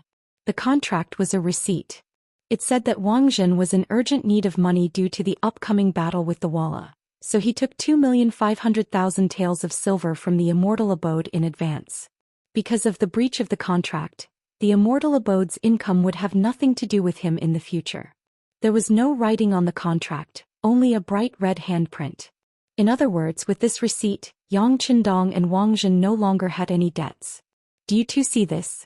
Before I left for the Walla, Eunuch Wang came to me and said that he was in urgent need of money. He also said that he couldn't find the contract he had written with me, so he sent me this receipt. It also has his handprint on it. Yang Qindong's voice was still echoing in the side hall, but Qin Guan shook his head firmly. That's impossible. This eunuch has never heard of such a thing. That's right. Even if there was such a thing, Eunuch Wang would have left behind a signature and not just a handprint, Ji Guang said confidently. No wonder they thought this way. It was just a handprint. How could they be sure that Wang Zhen had left it behind when he was already dead? Seeing their suspicious expressions, Yang Qindong was displeased. He said sternly, "What? Just because you haven't heard of it doesn't mean that it won't happen? As for why Eunuch Wang only pressed his fingerprint and didn't sign it, you should ask him. I'll say it again. I've already given the silver to Wang Zhen and the matter has long been settled. What's the meaning of you suddenly bringing out the original contract? Do you think I'm a pushover? If that's the case, you can go ahead and sue me." With an angry look, Yang Qindong suddenly stood up, flicked his sleeves and left the side hall, accompanied by the burly Beta Persei. Sue. Qin Guan and Ji Guang were in the mood to curse. Even the contract had been completely torn apart.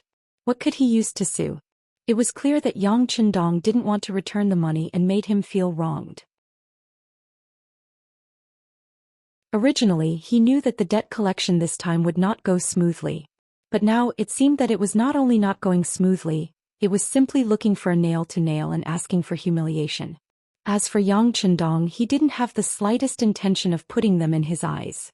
With their status, they would make people tremble wherever they went. Even if they went to the homes of important officials, they would be treated like distinguished guests. But when they came to the Yang Manor, they couldn't even enter the main hall.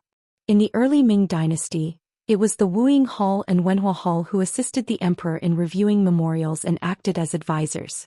The Ming dynasty's Emperor Zhu Di also allowed the cabinet officials to participate in government affairs, but they were not allowed to control the officials. Starting from Mingren Sec's Zhu Gaoqi, he used the 6 ministers directly under him. Because of Yang Qindong, now that there were 2 emperors ruling together, the court officials were scattered, causing the cabinet to be severely lacking in personnel. Zhu Qixian of the Ying sect and Zhu Qiyu of the Dai sect had simply abandoned the cabinet and placed important positions in the 6 ministries and the group of eunuchs. This was a place that was different from history. But because of this, the power of the eunuch group became more and more important. But even so, in front of Yang Qindong, they were still repeatedly rebuffed. Even now they lacked basic respect. Just like now, after waiting for Yang Qindong to leave the side hall, Tiger's Mane looked at Qin Guan and Ji Guang angrily and said, "The 2 of you, please." Preposterous. Seeing that the other party was going to drive them away, Ji Guang finally couldn't hold it in anymore. After a flash of coldness flashed in his eyes, he suddenly reached out to grab Tiger's Mane's neck. Like a giant eagle stretching out its claws, he went straight for the throat. Previously, Ji Guang had been hiding in the ruined temple for a long time and had been sullen for a long time. Now that he was finally restored to his official position, he could finally show his strength. Now he was treated so lightly by a duke with no real power, and even a servant dared to shout at him. How could he bear it? Ji Guang, who was angry, finally couldn't hold it in and exploded. His arm was like a long snake. Under the sudden explosion, there seemed to be a popping sound in the air as he grabbed at the air. "Come at me." Facing this sudden attack, Tiger's Mane wasn't afraid. Instead, he was happy and calm. With a loud laugh, his body suddenly leaned back. With his feet as the axis, his whole body leaned back. Although he was leaning backwards, he did not fall down. Instead, he was like a roly-poly toy. When he fell down, he spun around and stood firm again. At the same time, he threw a heavy punch forward like a tiger stirring up wind. Ji Guang had the idea of striking first to gain the upper hand. He threw a quick punch in order to vent the anger in his heart and also to remind Yang Qindong that he, an embroidered uniform guard, wasn't so easy to deal with. He had real skills. Never would he have thought that his punch would hit nothing but air. When he didn't hit the target, his body naturally leaned forward. At this time, Tiger's Mane threw a heavy punch back. As expected of an expert in the embroidered uniform guard, Ji Guang's reaction was very fast. When he saw the heavy punch in front of him, his body quickly retreated. In the eyes of others, the punch was close to the chest. It seemed like it could hit at any time, but it was always just a little bit off. Ji Guang kept retreating while Tiger's Mane kept chasing. This situation continued until Ji Guang's body leaned back to a certain extent. Until Tiger's Mane used up all the strength in his punch, there was still a distance of 2 centimeters between them. At this moment, the 2 of them had already stood still and maintained a somewhat ambiguous aura. Ji Guang's body leaned back and Tiger's Mane's body leaned forward, so that the distance between their eyes was less than 50 centimeters. Hee. It seemed like the fight had ended. While Ji Guang was still secretly shocked by the strength of the Yang family's servants, he suddenly saw a strange smile on Tiger's Mane's face. This smile made Ji Guang's heart sink. He instinctively had a bad feeling. As soon as he sensed it, he saw Tiger Light's fist, which was about to hit Ji Guang's chest, suddenly turn into a palm. At the same time, it lengthened by 2 centimeters and stabbed into Ji Guang's heart like a sharp blade. Ji Guang suddenly felt a sharp pain. Then the pain became stronger and stronger until his whole body bent into the shape of a prawn. He was completely tangled up.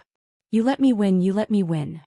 In this exchange, Ji Guang suffered a great loss. He retreated, his face extremely pale. However, the 2 members of the Cold Blade Division who had been staring at him didn't have any intention of letting him go. They stepped forward, one on the left and one on the right.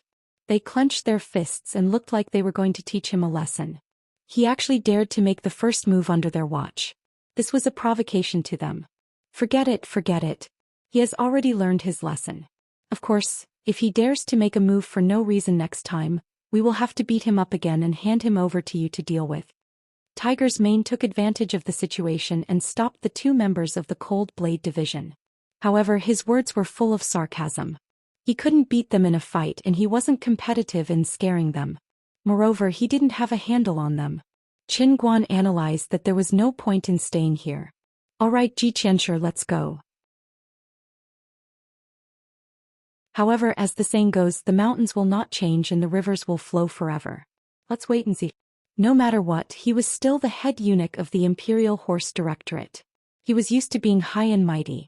Now that he had been slapped in the face, it was in line with his personality to leave behind such harsh words. If it were anyone else hearing such a threat, even if they didn't tremble in fear, their expression would have changed greatly. However, in Tiger's Mane's eyes, he laughed out loud in a completely different manner. As the saying goes, the mountains will not change. In that case, let's wait and see. I only hope that Eunuch Qin won't regret it. This duke has never known what regret is. Qin Guan angrily reprimanded Tiger's Mane, his face full of indignation. When these words came out, Tiger's Mane's face was also full of anger. Eunuch Qin, you're just a eunuch. Please remember your status. You can call yourself an eunuch, but you can't call yourself an eunuch. Otherwise, you'll have to pay a heavy price. Ha ha ha. As if he had found a way to turn the tables, Qin Guan laughed out loud. My apologies, this duke is already used to calling myself an eunuch. I'm afraid I can't change it, huh? Qin Guan pulled Ji Guang, who had been punched, away and left Yang Manor. However, as soon as they left the manor, he changed from his earlier laughing expression to that of Ji Guang. Xianxia, this time we messed up our mission. I'm afraid that Eunuch Jin won't be too happy. What should we do? Daring to hurt a member of our embroidered uniform guard.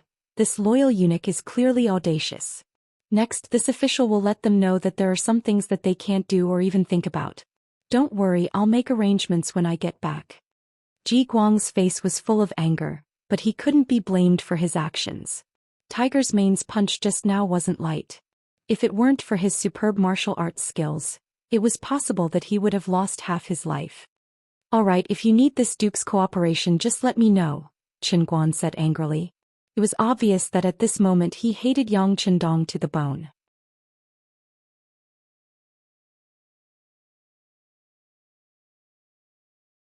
Chapter 228.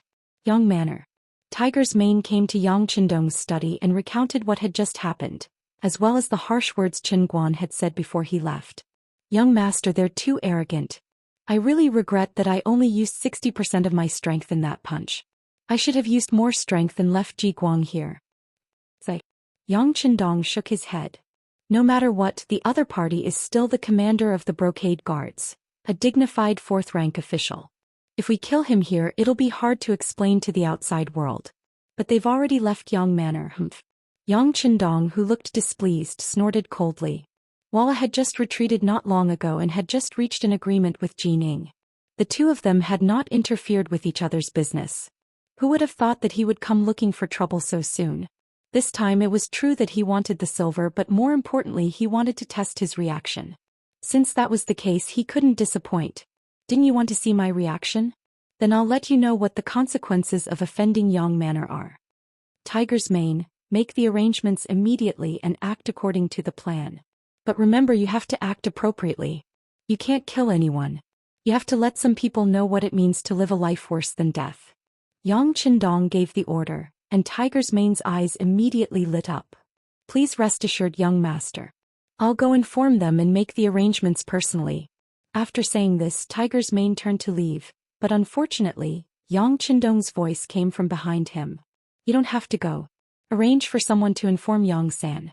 It'll be a good opportunity to test the actual combat ability of the newly established operation team of your security bureau. Oh right, after you're done, tell the people in the manor that in an hour, this young master will take the ladies to Chicken Crow Mountain for a tour.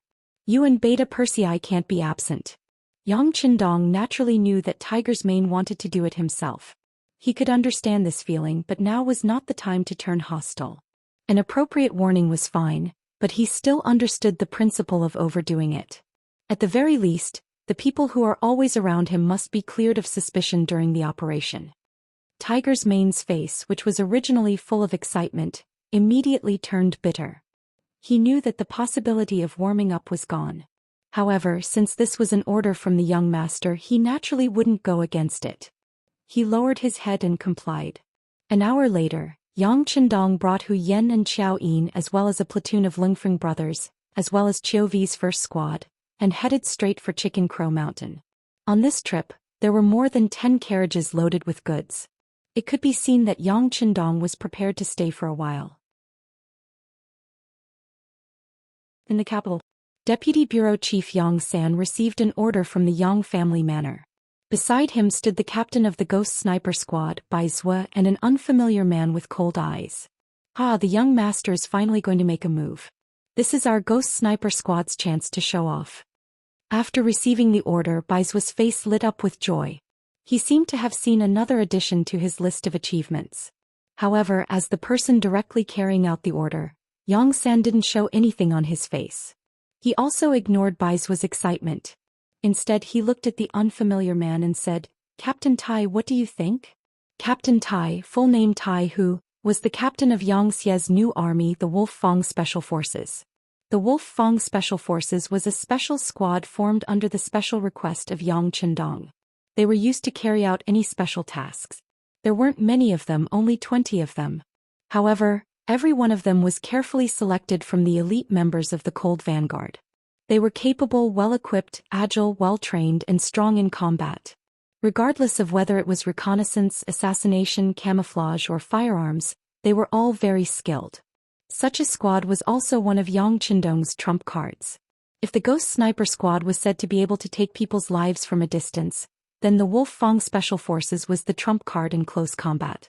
Yang Chendong, who had exposed some of his strength, had already given an order to Qiqian City to let the Wolf Fang Special Forces rush to the capital. This time, in order to give a warning to the eunuch group, he temporarily lent them to Deputy Bureau Chief Yang San so that they could complete the task better. As soon as they arrived, they were temporarily assigned to the operation team of the Security Bureau. According to Yang Chendong's intention, they would be separated after training more outstanding talents. Tai Hu, who was named, answered without hesitation when asked what he thought of this matter. The sixth young master's words are orders. It is an order that must be completed. Deputy Bureau Chief Yang San, please give the task to us. We will definitely give you a surprise tonight. Okay, I believe in Captain Tai. If you have any ideas, just do it. If you need our cooperation, please let us know. My security bureau and the Ghost Sniper Squad will fully cooperate with you. Yang San's voice came out immediately. Since Yang Chendong attached so much importance to this matter, Yang San of course had to perform well. This was also the first appearance of the Wolf Fang Special Forces since its establishment. It was time for them to show their skills. Nanjing district of the capital. There were many ancient courtyards here. Most of these courtyards belonged to the royal family, so many of them were eventually occupied by eunuchs. The pavilion closest to the water enjoys the moonlight first. With the emperor's trust, the eunuchs were powerful, they acted on behalf of the emperor, and they were awe-inspiring. In one of the courtyards, a beardless man in brocade clothes was resting in a small pavilion in the courtyard. Although this person looked ordinary and was not tall enough, in fact he was a eunuch leader with real power. He was in charge of more than 30 eunuchs. And with his position he was qualified to have the right to live outside. When he was not on duty he would go back to his small courtyard to enjoy himself. He abandoned the servile appearance in the palace and bowed to everyone. He enjoyed the feeling of being the master. Two delicate-looking maids brought a fruit plate and tea to the small pavilion and served the eunuch. He squinted his eyes happily as he enjoyed himself. This was the life of a superior person. This was the dream he should pursue.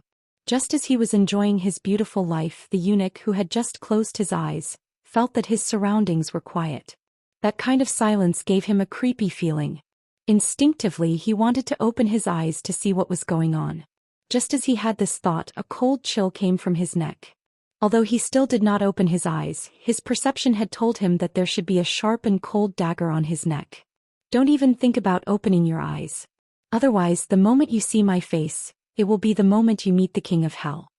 A cold and indifferent voice suddenly sounded in his ear. This voice made the eunuch's body tremble. The smooth and slick side of his bones was also revealed. Brother, I won't open my eyes. Please don't hurt me. Tell me, what do you want? Is it silver? I don't have much, but it is enough for ordinary people to live a peaceful life. Ooh. Just as he finished speaking, there was a sudden pain in his right arm. The eunuch could not help but open his mouth and howl. However, the coldness that had just left returned to his neck. You can scream, but before they arrive I guarantee that the first person to die will be you. I won't scream. When he felt the killing intent, the eunuch became very obedient. Ooh. Another knife stabbed into his left arm. The eunuch almost could not help but scream. Although he controlled his voice because of the fear of death, his whole body could not help but twist. He really could not understand. Why did the other party stab him twice without any request? Could it be that this was not for money, but because he had offended someone and was here to seek revenge? Fortunately, the answer came out quickly. He heard the voice in his ear. You better remember, you can call yourself this eunuch in the future, but you must not call yourself this eunuch to save trouble. Otherwise, next time I won't just hurt your arms, I will directly take your life. Remember. The cold voice was still echoing in his mind, but the eunuch's mind was already at a loss. He really couldn't figure out what was going on. Could it be that the other party wanted to kill him because of a title? What kind of logic was this? How was this possible? If this matter was told to him by someone else, it would be hard to believe. But now the real thing was happening to him. Moreover, the piercing pain under his arms made him want to twitch uncontrollably. Everything was so real that it couldn't be faked. So what was going on? Village Gazing Pavilion. This was one of the most famous restaurants in the capital. Before the rise of the Immortal abode, no one would have doubted that this was one of the 10 great restaurants of the capital. But now this place had fallen into decline. But even though it had declined, it had once been prosperous. One could still see its former glory here, and it could still attract nostalgic customers. Ji Guang was one of them. Before Yang Qindong had come to the capital, before the Immortal abode, Ji Guang had been a frequent customer here. Because of his generosity, the proprietress of this restaurant had treated him with special treatment. But because this woman already had a man, Ji Guang did not do anything excessive out of respect for the sake of morality and etiquette. Until recently. It was rumored that the Wallace army might break into the capital, and business there was already difficult. The proprietress of the Village Gazing Pavilion left for Nanjing, but his wife did not. In her words, the Village Gazing Pavilion was her life. Even if she had to die, she would die here. Their opinions differed, and the result was a peaceful divorce. The woman bought the Village Gazing Pavilion with silver and kept it.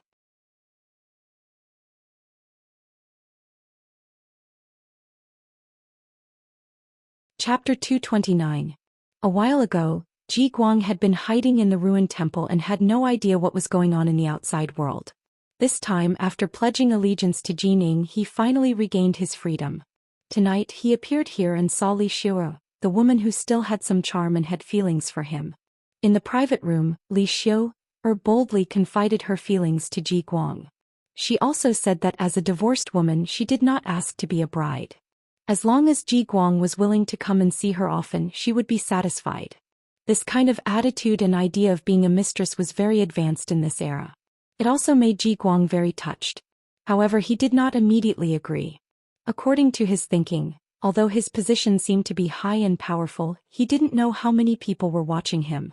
If he wasn't careful, he didn't know where he would lose his life. He couldn't give Li Xiu any sense of security. He did not agree. When Ji Guang left the village pavilion, although he did not look back, it was as if he had eyes in the back of his head. He could feel that Li Xiu was heartbroken and tearful. Hardening his heart, Ji Guang did not look back. He walked out of the village pavilion and came to the street. At this time it was already the curfew time and the street was very deserted. However, as the commander of the embroidered uniform guards, Xianxia naturally did not have to worry about being interrogated by the military office of the 5 cities. He was still thinking about Li Xiu and walking alone on the quiet street. Suddenly, a bone-chilling feeling spread throughout his body. An instinct made him stop abruptly and reach out to touch his waist out of habit. Ji Guang's reaction was very fast. With his sixth sense, he sensed the danger in advance. It was a pity that he was facing Tai Hu, the captain of the Langia Special Forces. Tai Hu originally wanted to make a move on Qingguan, but the Security Bureau's intelligence showed that this person would not come out of the palace tonight. Therefore he settled for the next best thing and chose Ji Guang. He heard that this person had some skills and wanted to learn from him. Tai Hu, who suddenly appeared, did not wait for Ji Guang to draw his sword. He slashed at him first. A piece of hair fell down from the tip and fluttered to the ground. Ji Guang's face was already ghastly pale. He knew that it was not that his opponent's saber technique was not good enough, but that he had done it intentionally. If his opponent had wanted to take his life, he would have been a dead man by now. Who are you? Why do you want to kill me? Do we have any grudges? Ji Guang stared at the other's eyes in the dark and asked nervously. Cut the crap and draw your blade. Today I'll teach you a lesson. You'll understand how laughable your little bit of martial power is in front of a true expert. Tai Hu had no intention of revealing his identity. Today not only did he want to hurt Ji Guang and make him pay for what he did during the day, he also wanted to instill fear in his heart so that he would never dare to go against the sixth young master again. Ji Guang was also an experienced and knowledgeable person who had experienced many trials of life and death. Naturally, he could tell that the other party had no intention of talking nonsense with him. Confident in his saber skills, he drew his saber with a clang and pointed it at Tai Hu. All right, let this official see just how strong you are. Ignorant. Seeing Ji Guang draw his saber, Tai Hu's eyes flashed with contempt. He was one of the earliest members of the Cold Front. Because of his ruthlessness and decisiveness, he was admired by Yang Qindong and was given a saber technique for close combat. This saber technique was not flashy, but every move was fatal. It was originally the result of Yang Qindong's countless experiences of life and death. It was fine if he did not make a move, but when he did, it was a saber technique that could kill with a single strike. Because of this, when the first batch of Lung Feng graduates graduated, Tai Hu even received an extra triangular stiletto made of titanium compared to the others. This stiletto could cut through iron like mud. In Tai Hu's hands, it was like a tiger that had grown wings. He did not believe that there was anyone who could be his opponent in close combat. Now that Ji Guang had drawn his embroidered spring saber, he naturally did not fear him in the slightest. He even had enough confidence. After saying that he was ignorant, Tai Hu moved. He swept towards Ji Guang like a gust of wind. Ji Guang also moved, but he adopted a conservative defensive strategy. Before he figured out the tricks and details of the person in front of him, he decided to use defense instead of offense, looking for the most suitable opportunity. In the past, when faced with a sneak attack, Ji Guang also did the same. Moreover, he had succeeded. Who knew how many people had fallen in front of him, and he had found an opportunity to kill them instead. But this time, although he was full of confidence, he was destined to be disappointed. This was because the moment the military knife and embroidered spring saber collided with each other, the saber's body was split into two after the collision. By the time Ji Guang reacted, he felt a sharp pain on his left leg. There was already a deep cut there. Ji Guang did not know that this was because Yang Qindong had given the order not to kill anyone. Otherwise, if Tai Hu had changed the cut to a stiletto, a wound that could not be stopped would have appeared. Then even if he did not die now, it would not be long before he died because of the incessant bleeding. With just one move, Ji Guang was defeated. His left leg was trembling because of the flowing force and he could not even stand steadily. How could he dare to think about winning? After Tai Hu succeeded in one move, he put away the triangular stiletto that was covered in white light. Then he turned and left without saying another word. Sometimes, when facing smart people, if you had to tell them your purpose, it would be an insult to their intelligence. Tai Hu left. Just like when he came, he suddenly appeared, and when he left, he suddenly disappeared. When he was sure that there was no killing intent in the surroundings and no danger, Ji Guang's left leg went soft, and he half knelt on the ground with a plop. Even though Ji Guang had experienced life and death, he was still covered in cold sweat. Tai Hu was the only expert he had met in his life, and he took his life in one move. Now that he thought about it, no matter how he thought about it, it was terrifying. When he raised his head again, he realized that there was still candlelight in the village pavilion. At this moment, Ji Guang suddenly felt old and tired. In his position, he was prominent in front of others, but who knew how fearful he was when there was no one around? He who had just experienced a life and death situation wanted to have a good rest. The village gazing pavilion seemed to be his final resting place. Ji Guang dragged his bleeding leg and slowly walked towards the village gazing house. Then he gently knocked on the door, which was so loud in the quiet street. Ji Guang was just an abbreviation. On this night, more than 10 eunuchs with official positions who were taking shifts outside the palace were dealt with in various ways. Some were injured in the arms, some in the legs. Some even had their hair shaved off in their sleep without knowing it. This was Yang Qindong's warning. Any eunuch who dared to call himself a eunuch and was not a eunuch would be punished. The first time was a warning, but whether or not the next time would be to take someone's life, no one would know. The next morning, Qin Guan followed the plan he had discussed with Ji Guang the day before and prepared to call for a meeting. He called a few eunuch leaders here to discuss how to suppress Yang Qindong. But before he could send out the order to summon the eunuchs, more than 10 pieces of information arrived. By the time all the information was delivered to him, Qin Guan was already drenched in cold sweat. He hadn't expected that someone would move even faster than him. How did they do it? Yesterday, the 10-odd eunuchs who were taking shifts outside the palace were living in different parts of the capital, doing different things, but they were all suddenly attacked. What did this mean? It meant that a large net had been watching them for a long time, and they were just waiting for the right time to strike. If it hadn't happened, even Qin Guan wouldn't have believed it. He had thought about the consequences of offending Yang Qindong and made some preparations, but now it seemed that if the other party really wanted to kill him, it wouldn't be difficult. When a person felt that their life was in the hands of others at any time, it was a very bad feeling. Qin Guan was like this now. He didn't want to call for a meeting, but when he found out about Ji Guang's whereabouts, he went straight to village pavilion. Ji Guang was one of the top experts in the embroidered uniform guards, and he had personally experienced the feeling of being attacked last night.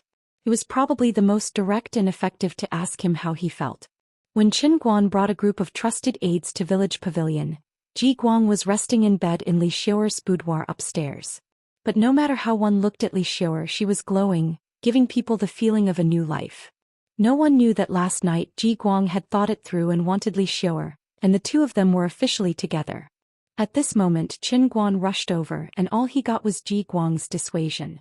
Qin Guan rushed into village pavilion with a group of embroidered uniform guards, giving Li Xiaoer a fright.